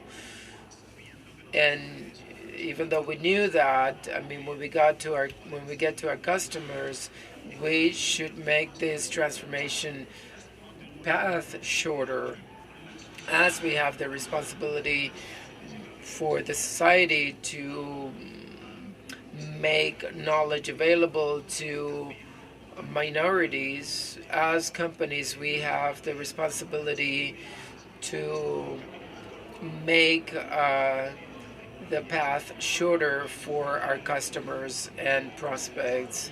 And this requires investment, and also investing to become more diverse. This also requires an investment, and probably a lot of investment. And the priority is to set this as a priority. And this is for us to actually survive as companies. I believe that one of the concepts that emerged along the conversation has to do with accountable and I mean, I believe or that organizations and companies are responsible for generating reliable content so that our collaborators can also feel part of this great change. Culture has to be the pillar to come to an effective transformation, particularly the leaders of each of the organizations, because the culture is always top bottom, and then the ethics component is also important. My recommendation is related to promoting more cooperation. I believe that cooperation is key. I mean, Cordoba, Argentina, which has great potential in terms of AI as a tool to improve our life quality, we have to work together. And I believe that this should lead us to have a more humanitarian perspective. Otherwise, we're going to miss the opportunity, which has a small window of opportunity because the whole society is actually planning to take advantage of these disruptive challenges. A few days ago, Manu Ginobili, in an event in Buenos Aires, talked about one of his challenges in his career, and he said, Popovich told him, it's not about you, but it's about us. It's about the society as a whole. This is the collective mission we have ahead of us. There are millions of people outside waiting for a future where they can learn and take new opportunities, but we have to do it collectively with passion, innovation. And to conclude, Karl Marx once said, ideal society will arrive when the majority can stop working for need and can be free. They can choose whatever they want, what can be good, and what can actually create value.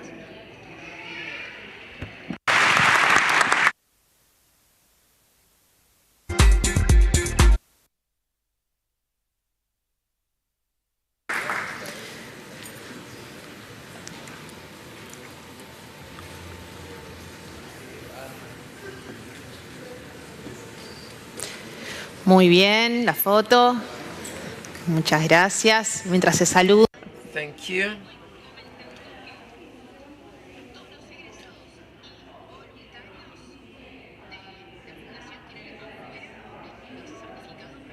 The people from the foundations, the students have their diplomas outside. Thank you to the government of Cordoba. Thanks. So because they actually sponsored the coffee break. So you can go out and have some break, 10 minutes. We're behind schedule. So let's have a 10-minute break and then we'll come back.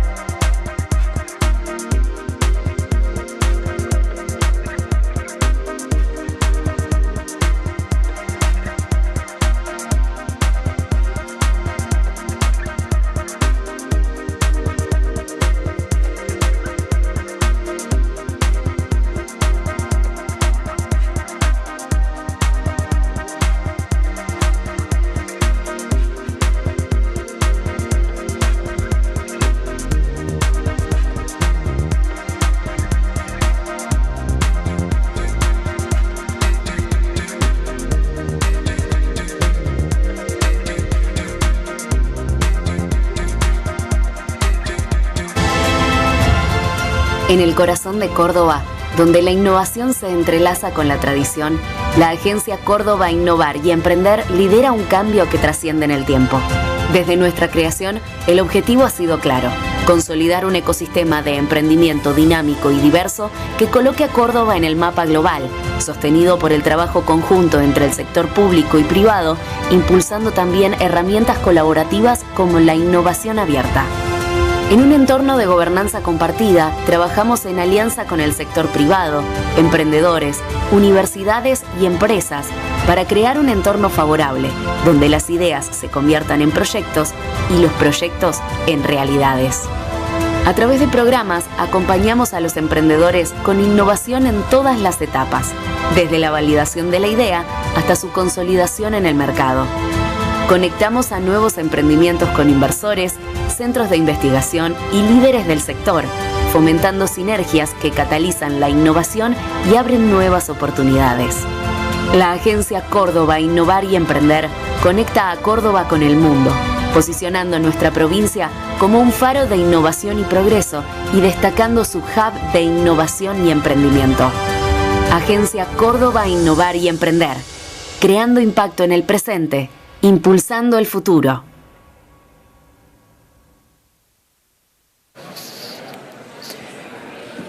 Excelente. Continuamos. Perdón que voy a interrumpir las conversaciones que se están generando, que sé que era para que haya networking y demás, pero ahora vamos a continuar con talks, con charlas, con conversaciones y también después tenemos el cierre. Por favor, los que están afuera, si quieren ir pasando, pueden hacerlo. Así sentimos el calor humano. I did not introduce myself. I didn't say what I do or anything. My name is Emilce Garzón. I worked in companies. I have been in companies. I left the company because of a corruption case. I am not used to those type of actions, and I left. And then I was a teacher. I ended up in technology journalism. I work on cybersecurity. I work with AI and research. I love working with the academia and people who have a lot of ethics in their job, a critical outlook. And then I have a daily show that when I travel for events, I record in Metro 95.1 of technology and music, and then in C5N.com I am a technology columnist, and with Santi City we have a weekly program where we interview entrepreneurs, Santi Briki, A.M. Moldavsky, different personalities who can give us their point of view regarding technology. And one piece of information, what I'm wearing, when we talked about the neurodivergence, the designer is part of the autistic spectrum, Pani Marbot. He was discovered 2 years ago, and it was great to detect it. So he could communicate with people so that they understand certain reactions that he has. And me particularly, I have like a magnet. I always get together with people who are neurodivergent. I feel that maybe my grandmother lived in the autistic spectrum, and we didn't have the tools to know that for a fact. So for me, it's easier to connect with certain people. But this was designed by Pani, and in fact, he has a collection with AI. When OpenAI is in the lab, he's one of the designers that created a whole line with AI in his designs. Okay, now that we have all the people in the room, let's start with the conference now. We're gonna listen to an inspirational talk, the movements in the careers in the job market. I don't know where I'm going, but sometimes the career paths are not so clear.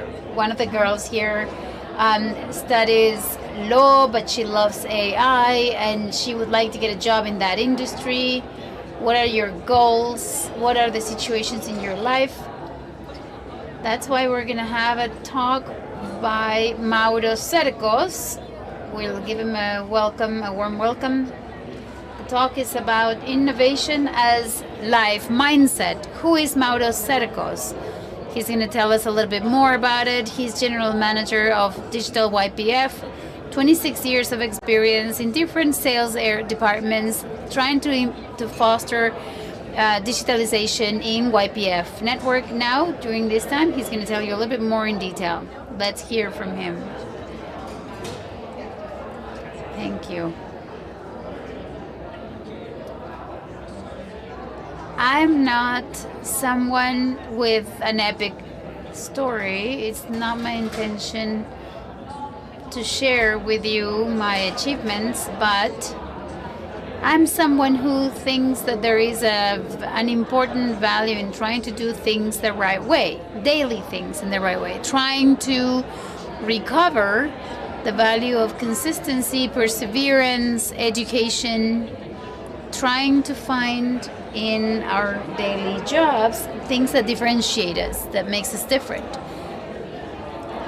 I think there is a lot of marketing and exposition. Some of the words that we use a lot, like passion, calling. I'm not denying that they exist and they are important, but that who has those, go after it, of course, or after those. But what happens with those who don't have a calling, or who belong to that group who don't know what they want to do? I identify myself with that part. The reality is that I was not born with a specific calling, and I didn't expect to be in front of you sharing all this. And I think that puts me in a privileged place. When I started at the age of 18 getting gas at a gas station that doesn't exist anymore, because it left Argentina, I started working at night at a gas station, and I found that we had to adapt to the need. I had the chance to learn at the time the ropes of the job, and I took advantage of each one of those steps and that path a long time. For 26 years I've worked, and I have only worked in 2 companies. Nowadays, for the new generations, that is kind of odd, because, and I share that there is an important value to changing jobs and learning different cultures, but there is also a value in innovating in every place that we are. Sometimes we feel that innovation can only be given when one develops an individual project, and sometimes it's hard to see that realities can change when you are in, or change the status quo when you are in big companies. When I was 18 and I went to the gas station, I got gas, there were people who were already talking about AI, but they were not talking in those terms. I shared my shift with a salesperson who knew about descriptive and predictive models, because he knew who was going to leave a tip with the card or not. He had been in that gas station for so long, he was able to identify that. And he said, let me help this customer and you help that customer. He identified, it's not in terms that we speak of those today, but the experience and the value of what he built allowed him to arrive to get to the end of the day with an economical advantage. Then I asked him to teach me, and that's where the relationships start. I finished my shift and I had 2 hours to then continue with what I wanted to study, and in those 2 hours I learned how to manage a gas station. After 6 months I knew a lot more than my co-workers, just by sitting down and learning how it was done. Inspiration is very important, but your sweat and tears makes the difference. At the time, I didn't know how much that knowledge, that theory as to how to manage a gas station was going to be useful, but after some years, I went through different positions in the company, and then it got to the point when I thought that I understood that the value that the company had over me, it was not the one I was looking for. Financially, I had grown, but even so, and with my career path, I made less money than someone who came from outside, because sometimes companies are that inefficient. The person who comes in has less value than the one who's in there, and then in that cycle I looked for another job. It was like starting over. And after 7 years, I was famous in that company. I was the boss of one of the gas stations. I had a name, I had a background, and I went to a bigger company, in this case YPF. I started as a gas station chief. I learned the culture of that place. I made myself known. I left a comfort situation just to challenge what I knew. One time I learned that you only grow when you accept new challenges. We are now at a time when we are going to redefine the value of making mistakes. We are in a time when late reward is not giving enough value, where we are not we listen to audios 1.5 times faster. We watch series and shorter chapter episodes more and more, because our attention span is very short, and we accept terms and conditions without even reading them. And of course, that doesn't help identify the path and the value of learning. Last week, I read that Messi does only 9% of the goals of the free throws that he throws. He throws 123 free throws, and he only 1,263, but he only scored 63, and it was a very minimum percentage. I think that's where we have the value of making mistakes, trying over and over again. But you also have to develop and start understanding that goodwill and training and continuous work makes the difference. I studied, and at some point I found that I liked digital businesses, and I understood that I needed more training, and that I needed to get, in my experience, more training, more knowledge. Part of what I told you in this roadmap is what you see there in this roadmap. I lead the digital YPF team. It was a project that started 2 years ago, and it started because we understood that in order to potentiate the digital assets of a company like YPF that has huge opportunities to potentiate its digital atmosphere environment, we not only need to develop it, but also develop it faster and with a different mindset. That's why we understood that change was not only technological but cultural, and that's why I see in this event, out of 3 days, one of them is devoted to the human aspect. It means that the message that we are sending is very, very powerful. We're not just undergoing a change era that has to do with AI, but it's an era that it challenges us, where we're going to set up our priorities. I think that in order to build any trajectory, any solid trajectory, and what to transmit today, I think there are 3 vectors that are combined. Humility, and in my personal experience, sustain what you want to develop, or at least what I try. Humbleness, because it's that capacity of learning all the time. Once I read that luck is the place where training and opportunity collide, and when that opportunity shows up, we have to take it. But you don't have to wait for that one opportunity. Sometimes we put a lot of effort on just waiting for that one opportunity, but maybe the secret is not just wait for that one opportunity. Maybe the secret is to simply and every day trying to do your best every day. That's the picture of the school where when I did my first grade, and I brought it up to remember the value of the pathway. in these companies, there will be a lot of general managers, and they are just one more.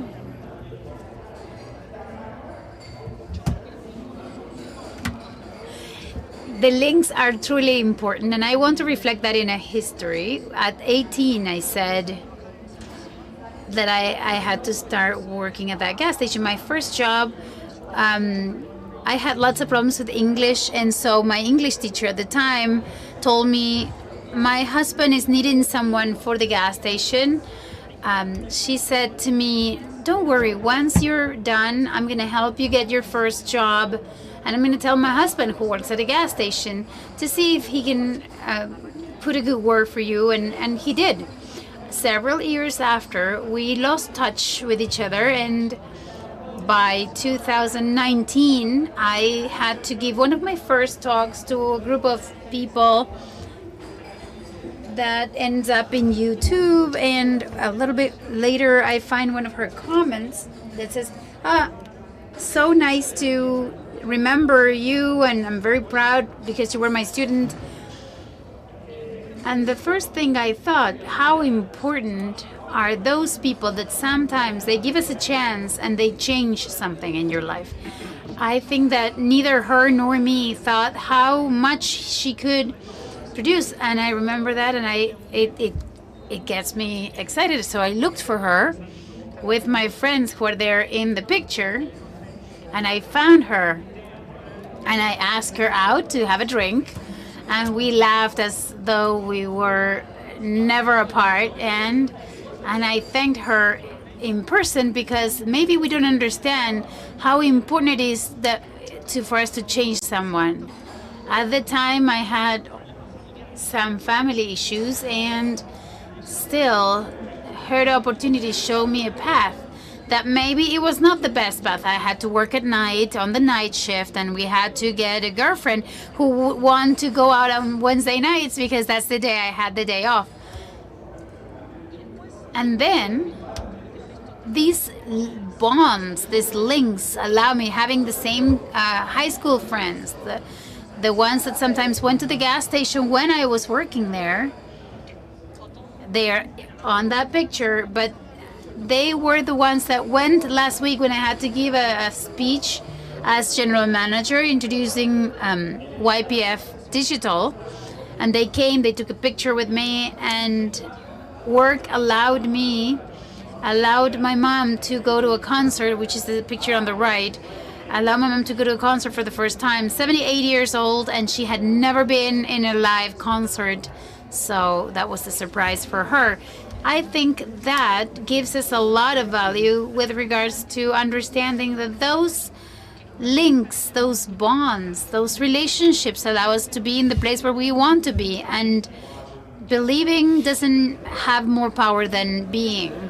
And I did a race that is more like a marathon than actually a race. We have many meanings of speed, and we think that the late reward is something negative, that everything has to happen in the short term. And sometimes we understand that if results are not achieved, we didn't do a good job on the way. When we started advancing on YPF Digital, one of my teachers said something that resonated with me. I don't know if this company is going to come out. Imagine having a company within a company. That is a huge challenge. We had to convince a lot of different departments, and there were a lot of more intelligent people who in the company who had tried, and they were unable to do it. But the road that you're going to walk, the path you're going to walk is amazing. If you only decide just because you're going to make more money, then you're not going to make it. But if you are going to do it for the learning lessons, the lessons you're going to learn, then you're going to be privileged to have that opportunity. And I did, and I focused on learning beyond results and outcomes. And now when I have to think about what I have, there is a part of me that travels light, because I don't have so many things so many material things.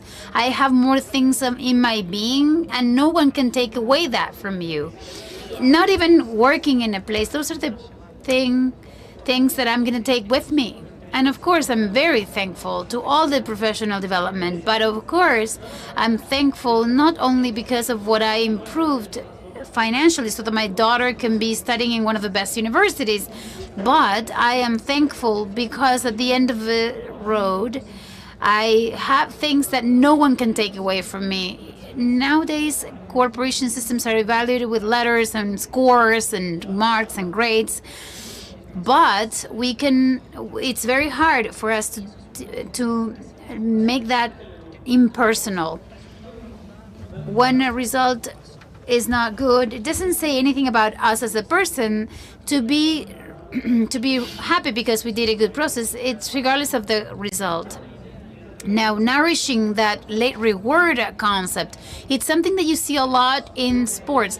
It's one of the values that we still as a society need to understand. We think that the success model, if we reach, we have to make it fast. And that gives us huge vulnerability. There is a lot of noise around us in all the conversations that we have. And our brain somehow tries to solve things, and what it tries to do is to shut that noise down.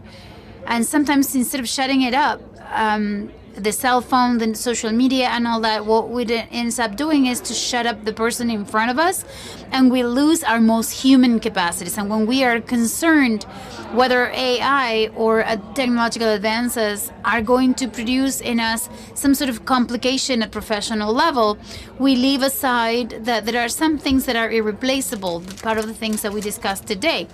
That impact of being able to relate ourselves, to tell stories, to share, we know that it's irreplaceable. It's in ourselves. If we start resting on AI and technology, those things that unfocuses us, to give way to those things that puts us in a much more human quality.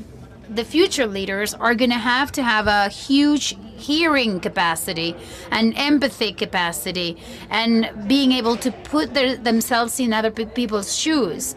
Companies reach their top level according to their hierarchy, but we're still thinking about hierarchies in a traditional pyramid, the inverted pyramid. What you do is how it impacts upward. It's going to be a transformational impact. When we understand that leadership produce an impact in some other way, if you look at the pyramid upside down, I think that's when you understand some opportunities.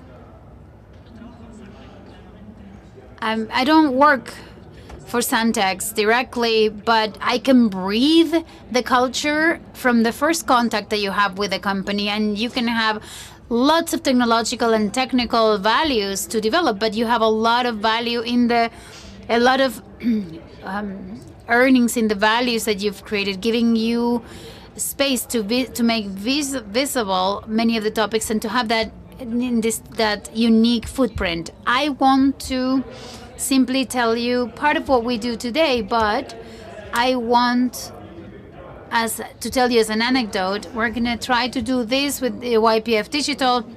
And the most important thing is that we have an ecosystem that we're going to potentiate, and that we have a team that is very diverse that we built in the last years, and where I share with you this image. But this chapter or this day is more about human things. And honestly, we're not used to talking about this so much.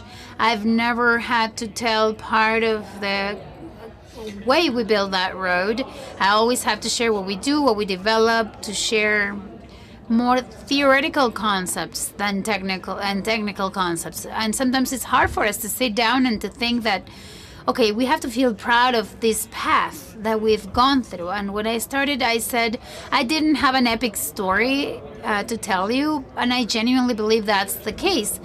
I think that part has a value, because sometimes we have to think that most of us has an opportunity to change from and to have impact from the simple things and the daily lives. What I wanted to share in this minute is that I value the passion, the truth, the acceleration, the courage, and everything that you've known over the past 3 days. But there is something that makes the difference, and that matter is still the human aspect. So thank you for the invitation and for sharing this space.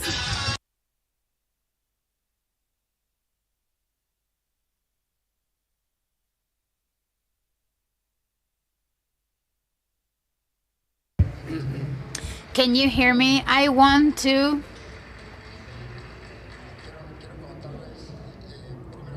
first, I want to thank you, Mauro, for your amazing generosity, having shared these things that are so personal. That's why we invited you, actually, but I want to highlight something from Mauro. Mauro, I'm going to tell you, Mauro doesn't usually talk about these things. He talks about the numbers of YPF and his achievements with the company. He has a lot to say there. But since the way we met at a dinner, over dinner. We went to have dinner. We're at a place we never told people. We went to a different place, not where you told us to go, but it was great. And we started talking and walking. What do you want? Okay, let's go sit there. In 5 minutes, we connected. And Mauro tells me this story. The only thing we didn't talk about is business. We talked about our personal lives. And when he tells me this story, honestly, I was so touched. And I looked at him and I thought, in many ecosystems in Santex, we look for these kinds of inspirational stories, and they're hard to find. And I had one in front of me who was talking to me about this. And I said, Mauro, I'm going to ask you to please be generous and come to Cordoba for this event and share this experience, because it could be very inspirational for so many people. And I have to keep you true in everything you said. You've been so humble with which you talk about things, and how honest and how transparent you are, how sincere. It's really enlightening.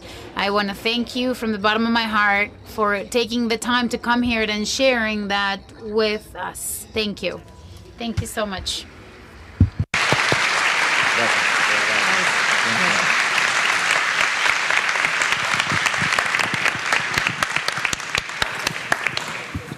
No. I have nothing else to add. So we'll go straight to our next talk. Beautiful, really. So these 3 days for a better future, for a better tomorrow. As a journalist, a professor, I have my own contributions for a better future. You, with your decisions, your jobs, those involved in cybersecurity, when you speak with the customers, we all trying to build something. We'll now have a set of experiences. Enzo Dotto, I've known him for some time now.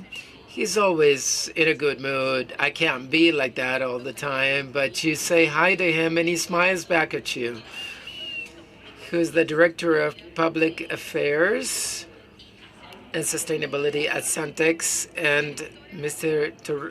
Teresi, Director of Culture at Santex.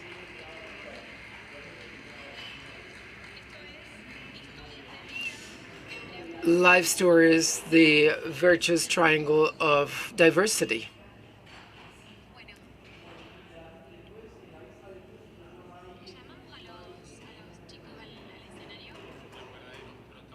So let's have the true leaders on stage. Juanpa, Lou, Abby, Aaron,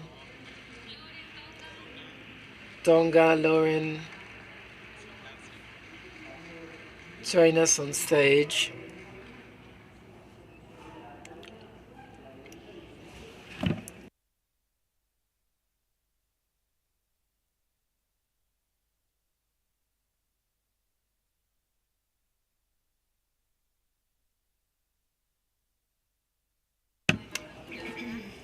Mara's talk has been really inspiring. Thank you so much for this gift. Now, back to what we saw in our previous panels, the first one on diversity, then inspired by Mara's experience, we'd like to share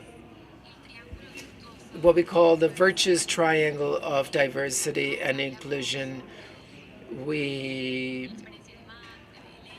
talked from Laura's MAC experience on diversity in general terms.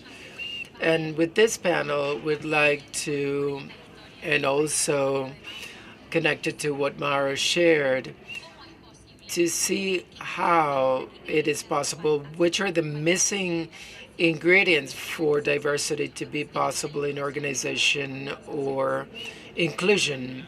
As we saw in the 3 last days, there was really interesting topics we discussed, but this is really the cherry of the pie. There's a lot of greenwashing. There's a lot of, small talk. But we believe, and we wanted to show that Santex is a hub of a collection of life stories, and this makes a difference, in terms of the culture, as Mara said before. This is a space for you to enjoy and to see that it is possible. Thank you. And so, let's meet the players here. Aaron, Abby. Abby, can you tell us your story? 6 collaborators at Santex. Can you tell us about your story?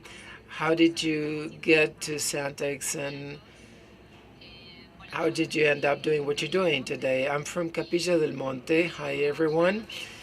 I worked at a bakery for many years, but I felt quite stuck, limited in many aspects, financially speaking, personal development, education. As a result, I began to feel a strong need to make a change, to experiment a fuller reality. This is how I got in touch with to the technological world. And my brother was an inspiration. I began to study on my own. Then I took a course at the UTN through a Santex scholarship, and as I completed the diploma, I was summoned. I was very happy. I agreed, and then I joined Santex as a junior, and I've been at Santex for 3 years now. Abby is an inspiration for us because, she's a woman in the field of technology, and besides this, when we speak about the gender gap in the IT world, most of the women are mostly assigned in managerial jobs. And she's one of our developers. So for us, she is a success case. So thank you, Abby, for so much effort. Aaron, can you tell us your story? Hello. I come from a very different part. I started museology and paleontology in La Plata City, and I wasn't able to complete the PhD program. I decided to move to Cordoba City, and I was lucky enough. When I moved, it was during COVID-19, so I said to myself, I should do something different, and I got into developing. I had a lot of time in my hands, so I decided to begin to study. And then I got to know academy, and I got to understand how it all worked. And I was also able to, I was diagnosed with autism, and I got the right treatment to deal with it.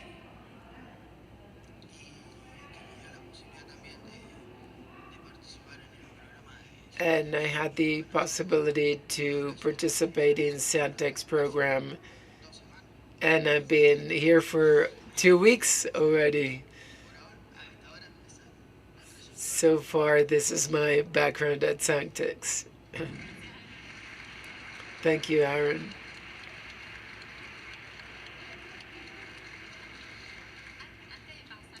Before moving on to the rest, Aaron and Abby, can you share some, maybe some fear before getting into the world of technologies? Both of you got into a completely different world. What kind of fears did you experience, before joining? And then maybe some gifts or benefits that you achieved. Fears, many because it was a very different field, and I didn't have any previous experience, so my biggest fear was not being able to make it or not being capable. I think that was around my mind because it was new. It was totally new.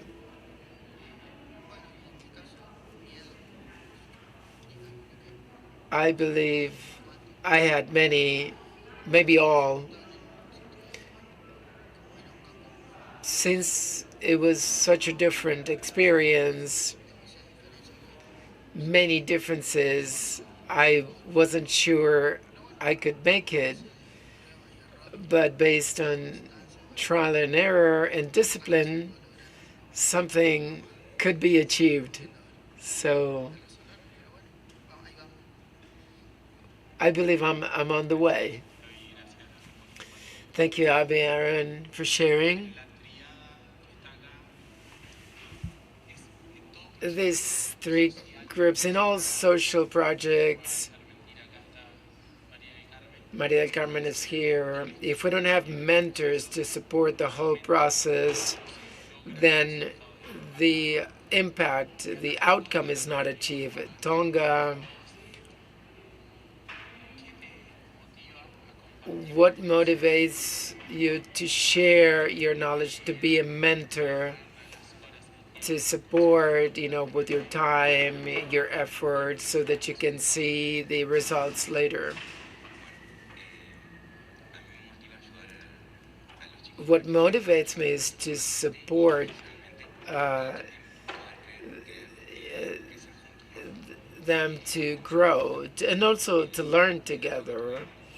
When I was in school, I had a lot of great professors that taught me a lot of things, but one of the most important things is the value of sharing knowledge. So I want to do that, and to co-create together, to learn together, and to have a continuous learning. Lauren, how did your perspective change after being part in so many mentorship programs? Both Lauren and Gaston are technical leaders, and they are present in almost all, training and support processes. We've been able to conduct many pilot experiences with them that later became programs. After all of the experiences you had, Lauren, what did what changed in your perspective? On the one hand, the priority in terms of what to do as a developer and technician, we usually focus on, I would say, the ego, right? To personally acquire knowledge. But to acquire knowledge and to keep it, is like, it's pointless. I remember that in the old Tech Bob, we did a training, Introduction to HTML. Walter took part. I mean, your son took part. I think he was 14 years old, and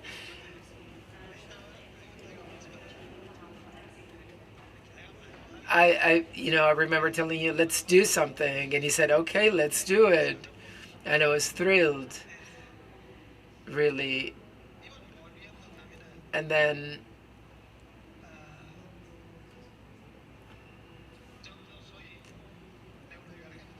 I'm also neurodivergent. I was diagnosed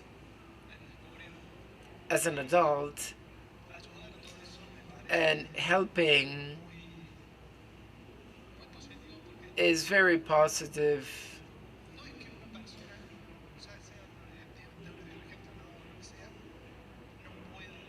It's not that people can't get things or get things done. It's oftentimes they don't have the tools, and providing the right tools, I think, is something incredible to grow as a community.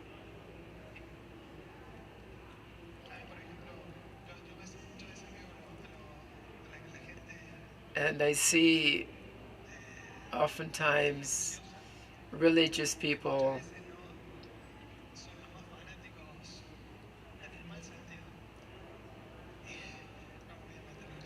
I will not go into that,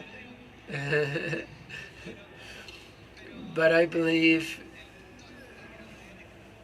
the point I want to make is that all of those religions have this message, helping the others, and I think that is something good. We to have that in our daily jobs. Thank you, Lauren.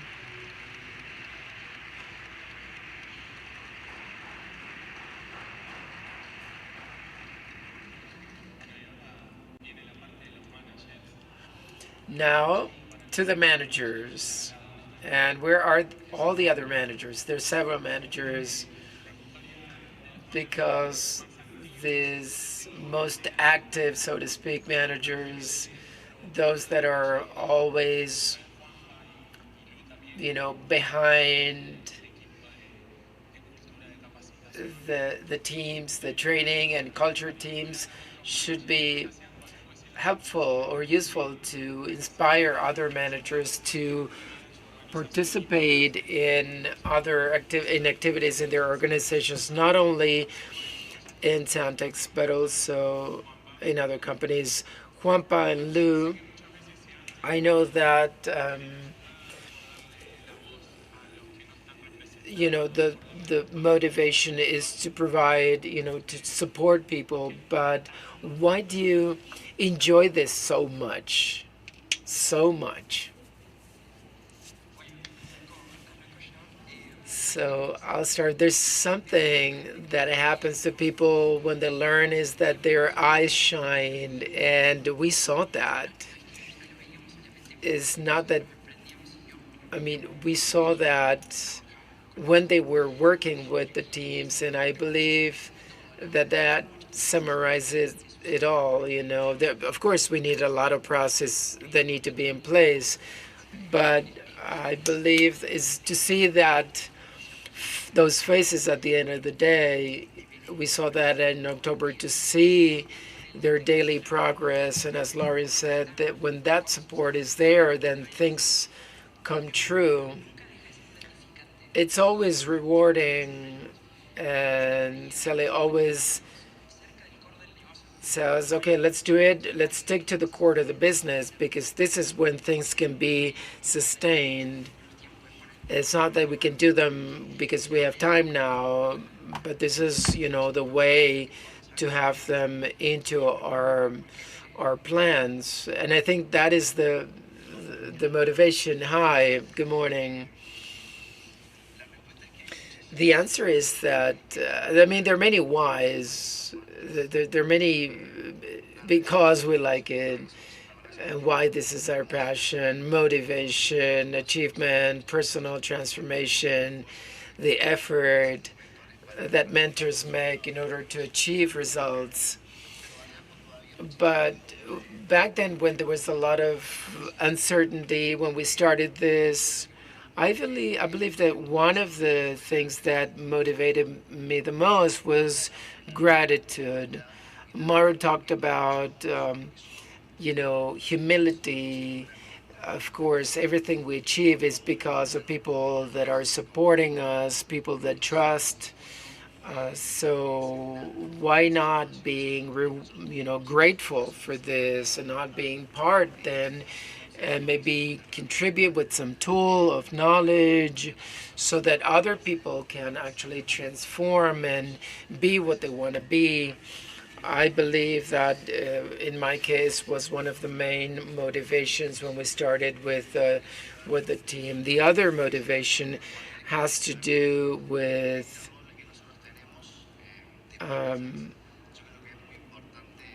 in our role as managers, we are responsible for fostering these processes and to have the right context in place.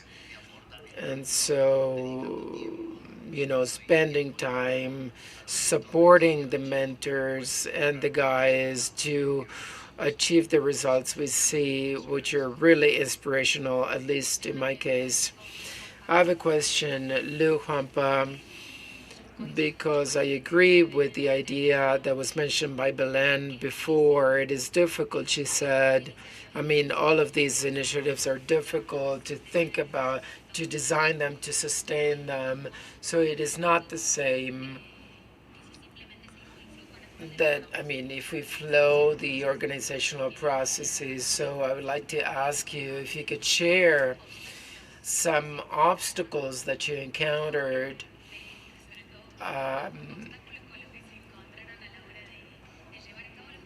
when, building these programs and developing them. Then there was, at the beginning, a lot of uncertainty. We had to learn many different things. We had to learn to hold discussions and debates, to manage our resources. But with the support of the team, for example, Lorenzo, Gaston, and many other mentors that are part of this community that supports the guys and everybody, I think it is difficult to find many obstacles because they make everything possible. I think that the engine for this transformation and inclusion are the mentors, and I'm lucky enough to have them and to support them so that they make it possible. And correct me if I'm wrong, it is difficult to have obstacles when you have, this human resources. I like to say that I like to share this, and I think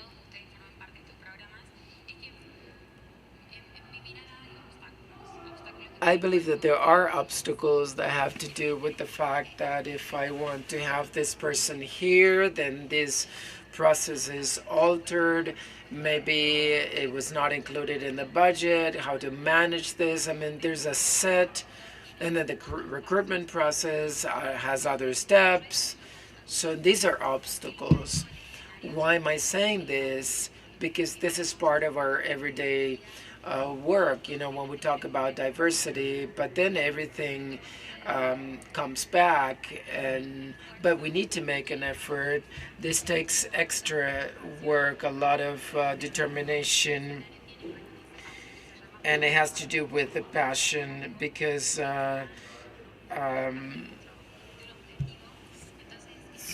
and in this sense, there are many obstacles, but we need to overcome them. Let me add something. Yesterday, Juan and I were saying, of course, there are many obstacles, but we never doubt that these things, we have the right tools to make things, to grow so that this can flow naturally. When we started working with Panacea, we had to create awareness in the recruitment processes and interviews to make the right questions. And our interviewing process is like this. Is it okay? No. Are we using the right words? Are the interviewers prepared on our part? And on the, we never had, there was never an opposition, really. So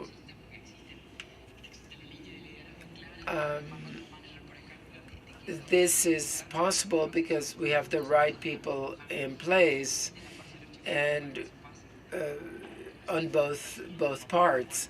Thank you, Lou. Juanpa was saying the other day, how do we show everything we do? We have the Foundation of Technology with Purpose, and we have the Academy. What is Academy? When you go tell someone, do you want to be part of it?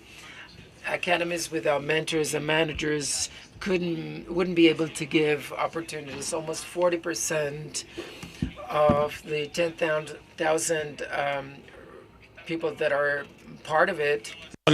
Not only in Santex, but in other companies doing really what has to be done, and they discovered through the Academy and the opportunity that we are doing every day, more opportunities, more places, so that they can have that space involved in this. And what I wanted to bring about, and we are going to close with this with Cele, none of it is possible without these parts, and we are totally convinced that any organization, the best thing that we have is people's hands, and that's our reality. To close, and so thank you. We couldn't develop the stories, but we want to invite all the people so that with the same thing, that the same passion that these kids did, we're going to ask them to involve themselves in technology. The message is all of those who are here, follow the inspiration of Mauro, Aviaro, and dare to do that. From Tonga and Lore, our mentors and technical leaders, any organizations in any place, dare to share knowledge. You can change people's lives and opportunities. And from the roles of Lou and Juanpa, to tell you that as managers, those who have the decision-making process, those who can make decisions, dare to make decisions, take risks in the name of other people. You might change their opportunities and their lives to many people, and this is a multiplying effect because it creates some virtuous cycle that makes us forget of any hurdles that we've had before. So this is the invitation for all of you. Thank you.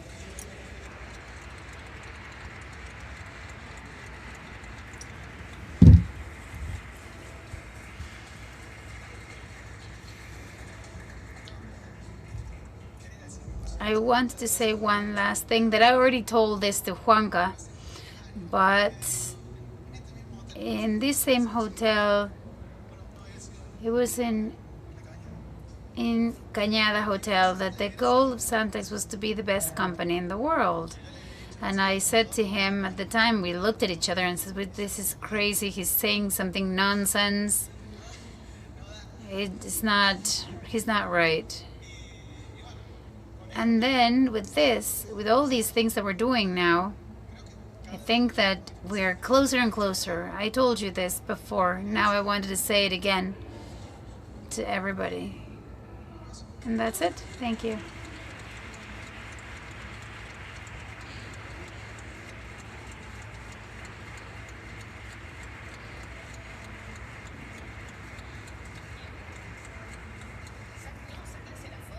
Now a picture, please.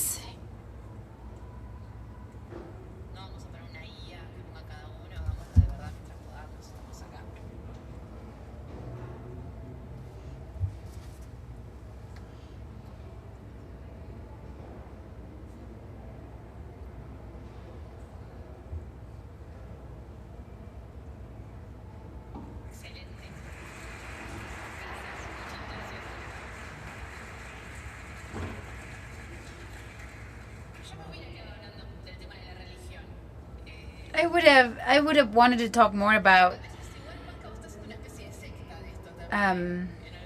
religion.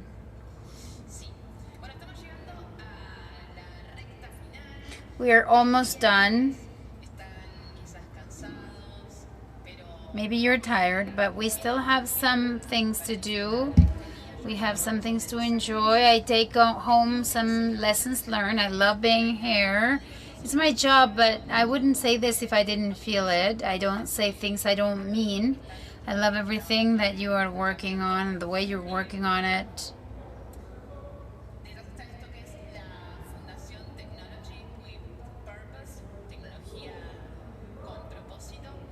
Behind all this, there is Technology with Purpose Foundation, and I'd like to invite some people, but before that, we can share some of the images that summarize the year together, please.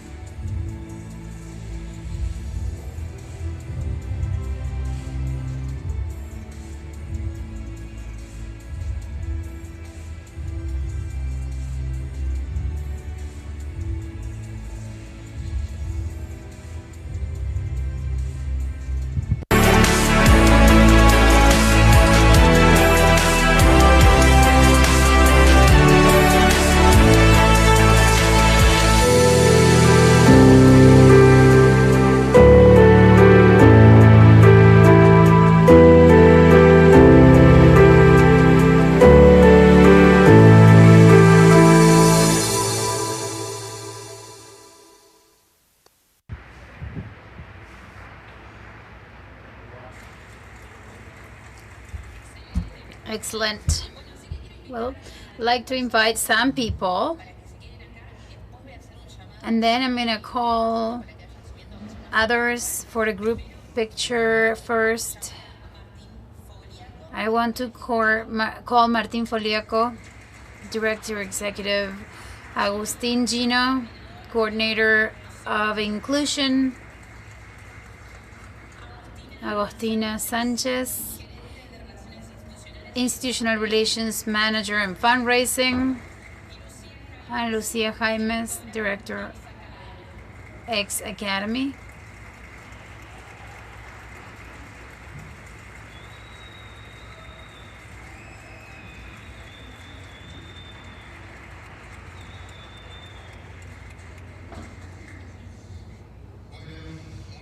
Well, good morning. I'm nervous. I'm going to start like they did yesterday, Walter and Juanca, thanking for you for this space. And now let me tell you why I want to thank you so much. I started in the foundation relatively recently. Pau Cerezo called me. And for me, it was very important. I was very happy at the time. She said to me, start on the 10th. It was Saturday, and I said, no, on the 10th. There's still a long way. I wanted to start right there. I hung up, and I remember I cried in the car because, why did I cry? Because they gave me the chance. I felt that I had the chance to do something. And I wanted to start working right away. I wanted to do everything immediately, and that was the first reason why I wanted to thank you. And then I wanted to show results quickly. I made a list of all the people that I had worked for. Some people I had seen before, others 3 years I hadn't seen. And I started, and I remember the first people that received us was a rural school from Falda del Carmen. Remember, Juan, yes, when Juanca says, I want to go, I wanted to die because it was something very small and I didn't know the expectations level. I didn't want to disappoint that, to be disappointing. For you to have an idea, when Juanca went to that school, they gave us a sandwich. And we took a picture with the sandwich with the people from the school. And all those questions were on my mind, and I didn't know what was going to happen when Juanca went there. But then, after a while, and he saw the kids in the school, they were playing in the backyard, and I saw him so happy and so genuinely happy that at the time, all those questions, those uncertainties that I had became certainties. And I thought, this is genuine.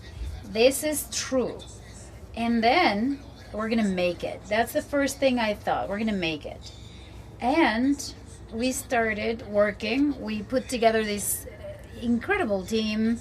And I thought a lot about this thing, we do have the opportunity. We did have the opportunity, and we do. And that allowed us to work with the foundation and to reach a lot of people. And we were able to do a lot of physical work. We started calling everyone, and that was the scope that we had, the reach that we had. And at the beginning, it was an explorational stage. We wanted to see the needs that we had. And from then on, we realized that there were lots of people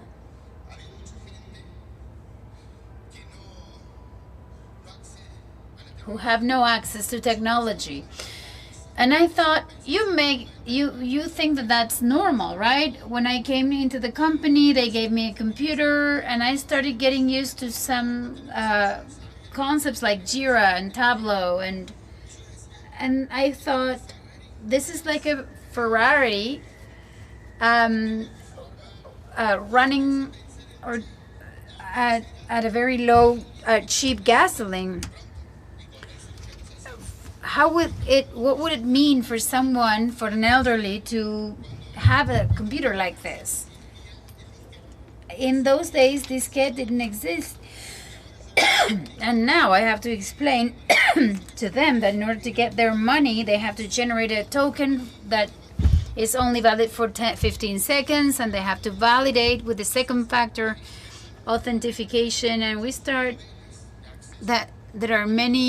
understanding that there are different levels of access, and that's where we set up the 3 foundational lines. Approximation first, for those people who never had, or few of them had access to any device, technological device.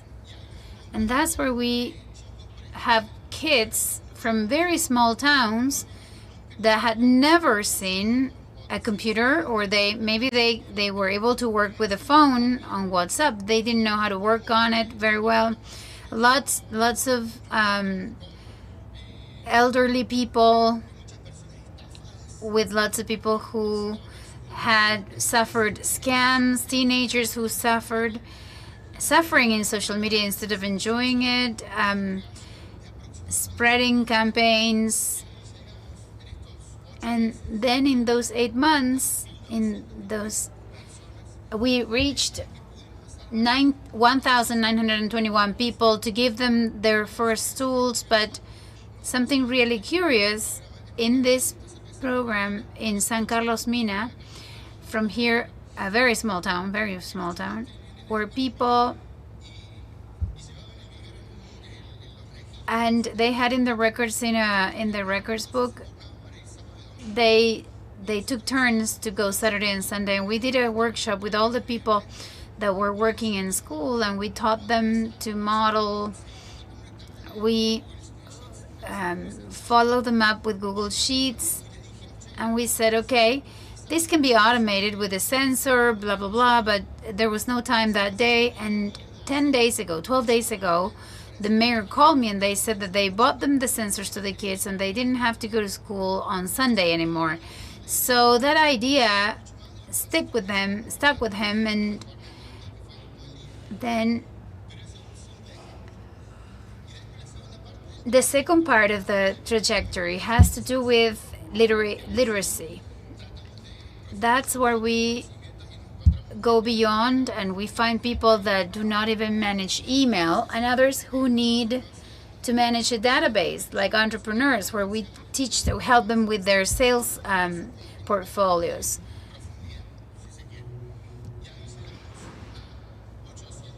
And that's how we reached 877 people that were trained. And they can now operate. Now they can operate some digital tools. And now Lou will take the floor and the X Academy.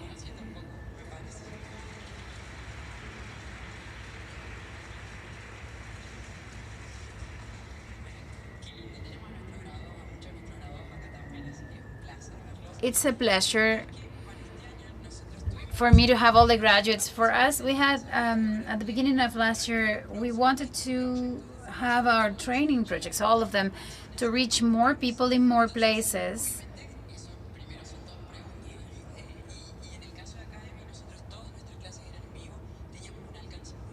We had a huge reach. We had our mentors, but we had to design another strategy and another way to execute that. And we did that thanks to the mentors that were them, the ones who participated in the design.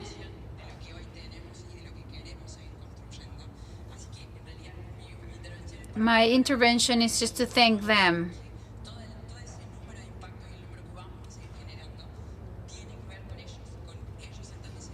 It has to do with them. If we're going to do it this way, you can't learn, but you can learn this other way. And that is, together with our mentors, our first line teachers.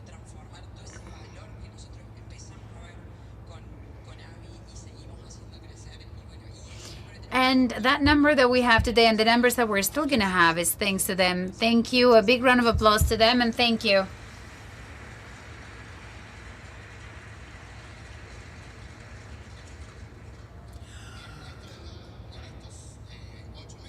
In these 8 months, this gives us 364 people, 6,364, not 60 as it says there, but we'll tell you a little bit more about it. But we wanted to share another one, the one on inclusion. Thank you.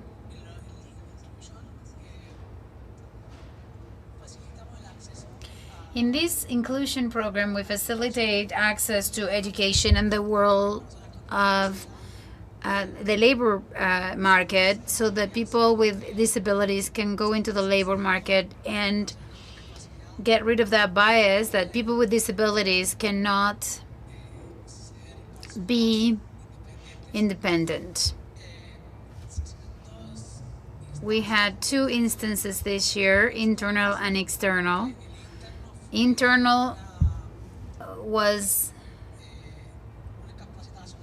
a training in company about visual disability, where we saw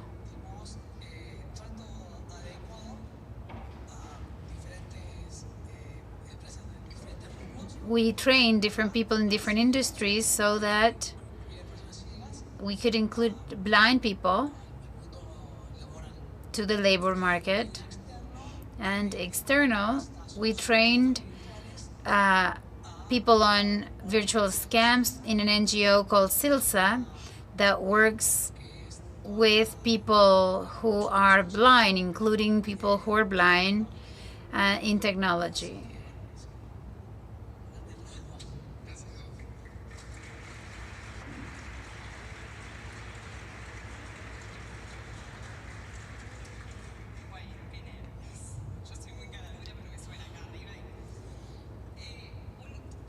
We think that the greatest pillar of our foundation to be able to have all the impact that we have, that Luz mentioned, is the way we link 3 main aspects mostly that allow us to achieve everything we achieve. The first one, or the first alliance that is key for us, is the ones that allow us to reach territories. In that sense, during these past 8 months, we articulated with more than 8 governments, local governments, that allow us to reach in person those people, to know what their needs were, and through those governments to know what was happening, how we could impact their lives with, and with 15 civil society organizations through Agus and the people that Juanca Martín knew. We shared the audiences that somehow it was our preference audience, and that allowed us to reach 500 companies or organizations so that they can be trained in technology. So imagine the potential and the power and how necessary it is to be linked with these organizations, to plan, to implement, and to assess. It is important to have that link. The second one, the one for suppliers, who are other organizations in the civil society. They're experts in certain topics. Santex is one of them. These people need training in X or Y. We need this institution expert in that, on that, and we make sure that the quality of that content, the quality of that training is such so that the impact is real. And last but not least, it's the organizations, the companies, the funds that we receive, not necessarily financial, but in times.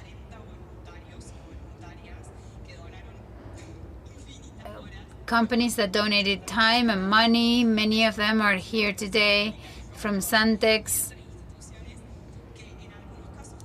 and other institutions that donated their time to learn and then to replicate knowledge. And they brought that knowledge that they had and they put it to the service so that other people can have it and get it and potentiate themselves. Then we have other types of support. For instance, to spread content, to organize the workshops that we have, and monetary, of course, from Santex, AT&T, and 2 funds from the province of Córdoba. They gave us these this money to have these programs. So to all these people who were part of these crazy 8 months, we want to thank you. Without a doubt, that would not have been possible. And those who are here and who are not a part or contribute from any of these 3 points, we want to invite you to talk, to see where you can do it. And what you receive is a lot more than we give. We receive a lot more than we give. So thanks to this to everybody, and we would like to invite Juanca and Walter so that they can say something and receive the graduates that were with us this year. Thank you.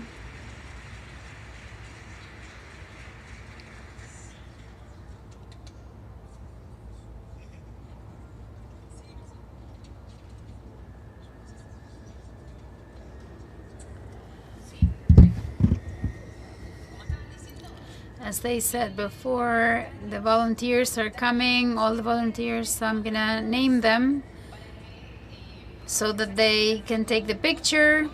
I'm gonna go in alphabetical order.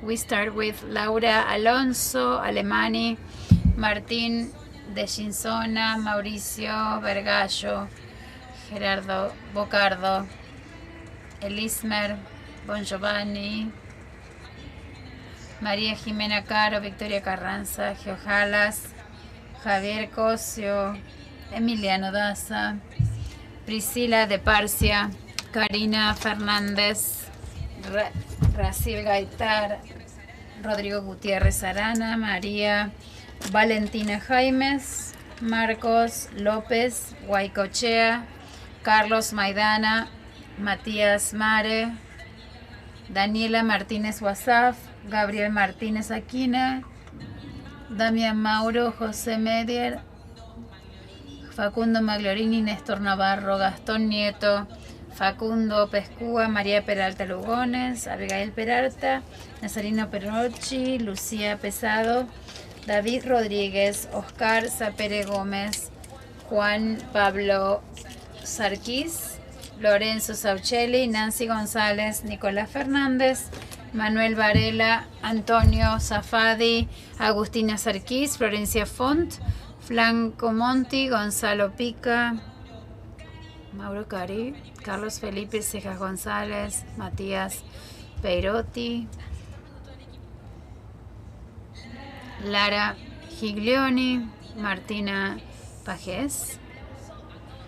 A big round of applause to all of them. Congratulations.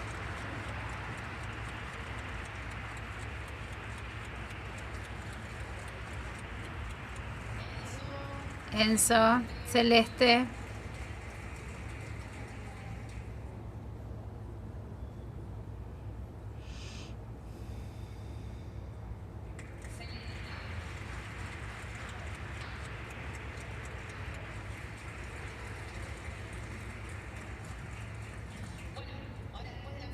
Okay, after this picture, let's move on. You can go down. Thank you.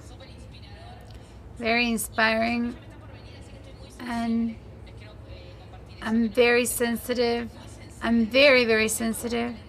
In the calendar, I pointed out that I was really emotional. And we're going to invite the graduates of the Academy 2024. Great. This graduate group is 2024, class 2024, Fabiana Caprice Ramírez, María Antonella Massini, Milde Alejandra Cepeda, Federico Fogliaco, Carlos Díaz Azar, Gabriela Soler, Nahuel Argadoña, Luciano Pese, Ivana Soledad Pivato, Melanie Aileda Beldaño, Iris Luciana Tolosa. You can come in if you want. María Luz Opaso, Roy Adrián Espinosa, Sergio Zárate, María de los Ángeles Molina, Leandro Sancanaro, Nahuel Argadoña, Maximiliano José Benedí, Franco Gabrieleschi, Rosa Reddy, Roberto Franco, Valeriano, Marcos Burki, Indira Virginia Rueda, Jonathan Moyano, Esteban Scaramuza, Gabriela Coronel, Enrique Alejandro Pierote Castillo, Emiliano Gastón Raparo, Ingrid Robles Lozano, Noel Farías, Adrián Alexis Villasalte Gómez, Romina Benítez, Abel García, Ana Paula Vélez, María Celeste, Tomás Luján, Iris Tolaza, Alexandra Castillo, Mónica Yamil, Alvarado Gonzalo Mendoza, Dilma Corbalán, María Celeste Rocabado, Guillermo Montoya, Joana Micaela Navarro, Jonathan Ezequiel Moyano, Marlon José Infante Ramírez, Gonzalo Miranda, Pilar Ruiz, Martín Nicolás de Lugo. The picture, thank you. A big round of applause. Congratulations.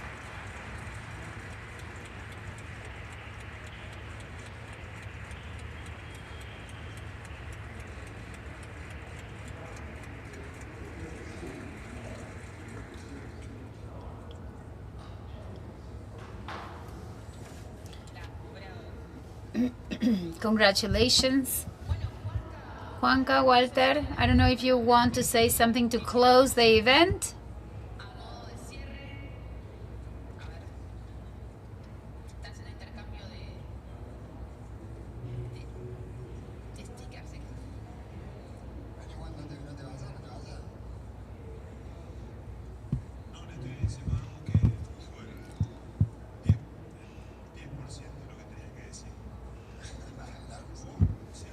I was telling Agus that he should have said much more.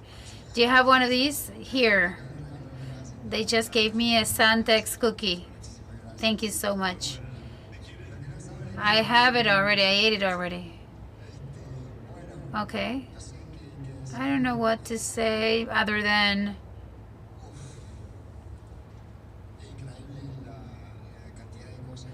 it's amazing the number of things I feel right now. It's hard for me to organize it in my head, honestly.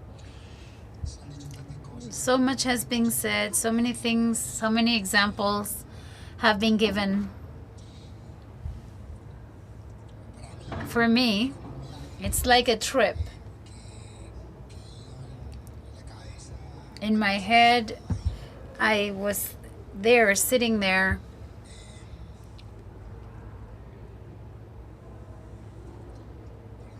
sorry.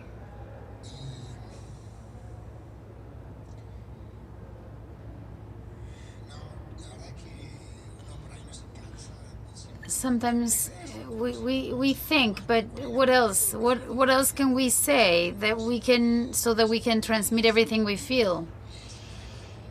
Other than just saying thank you. I always say that the only thing that I feel that I do in the organization is to be that cable. Those who can do things, they have to do it. And I feel that that is my job in the company. All the results of the things that we see here, they are the ones who study and who do things.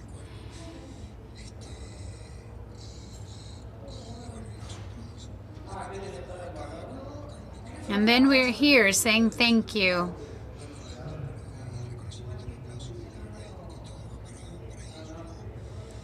The recognition is all theirs.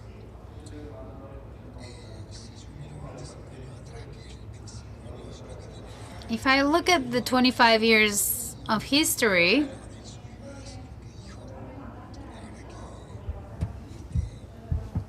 the truth is we didn't expect for Lorenzo to say what he said. And Mauro said things take time, and they do. For me, it took 25 years.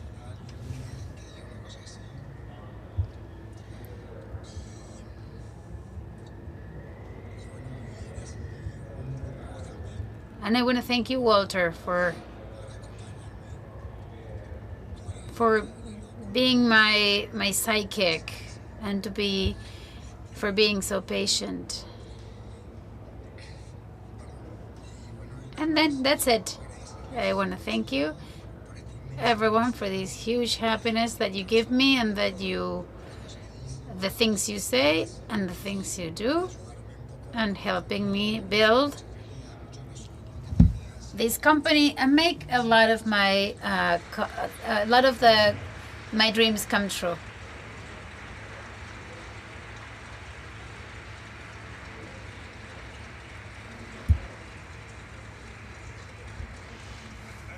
Thank you.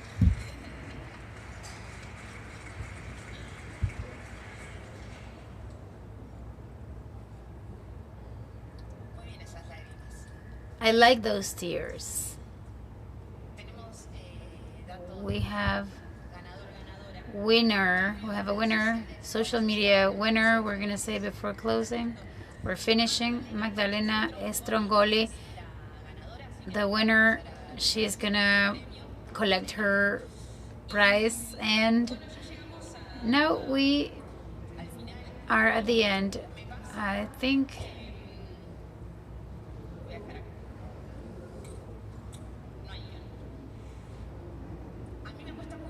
it's very hard to work with companies by being a journalist. It's hard because those companies, what they want is to have certain sponsorship and certain exposure. And when I met Santex and I started working this way, following the type of work that they do, then last night I arrived and I saw them and I saw you, and the spirit that you have is not everywhere. A lot of people are fakes. There's a lot of washing, but then you dig into it, and it's like AI. You hack it with a specific prompt. You finally find they're biased, and then I like to cooperate with those businesses that have a purpose, and that when they don't know something, they say, we don't know how to do this. Can you help us? Just find out how to work it out. We want to hire certain people with certain features that we would like to introduce in the company, and we don't know how to make it. And the I don't know is something very valuable that within these 3 days, when we're thinking about the future, we're all the time sharing with certain leaders, white leaders who think they are going to rule the world, from Latin America and from Argentina, the importance of sovereignty, so that we can have awareness of our data, our information, our features, our conditions, the ways in which technologies are developed, thinking about the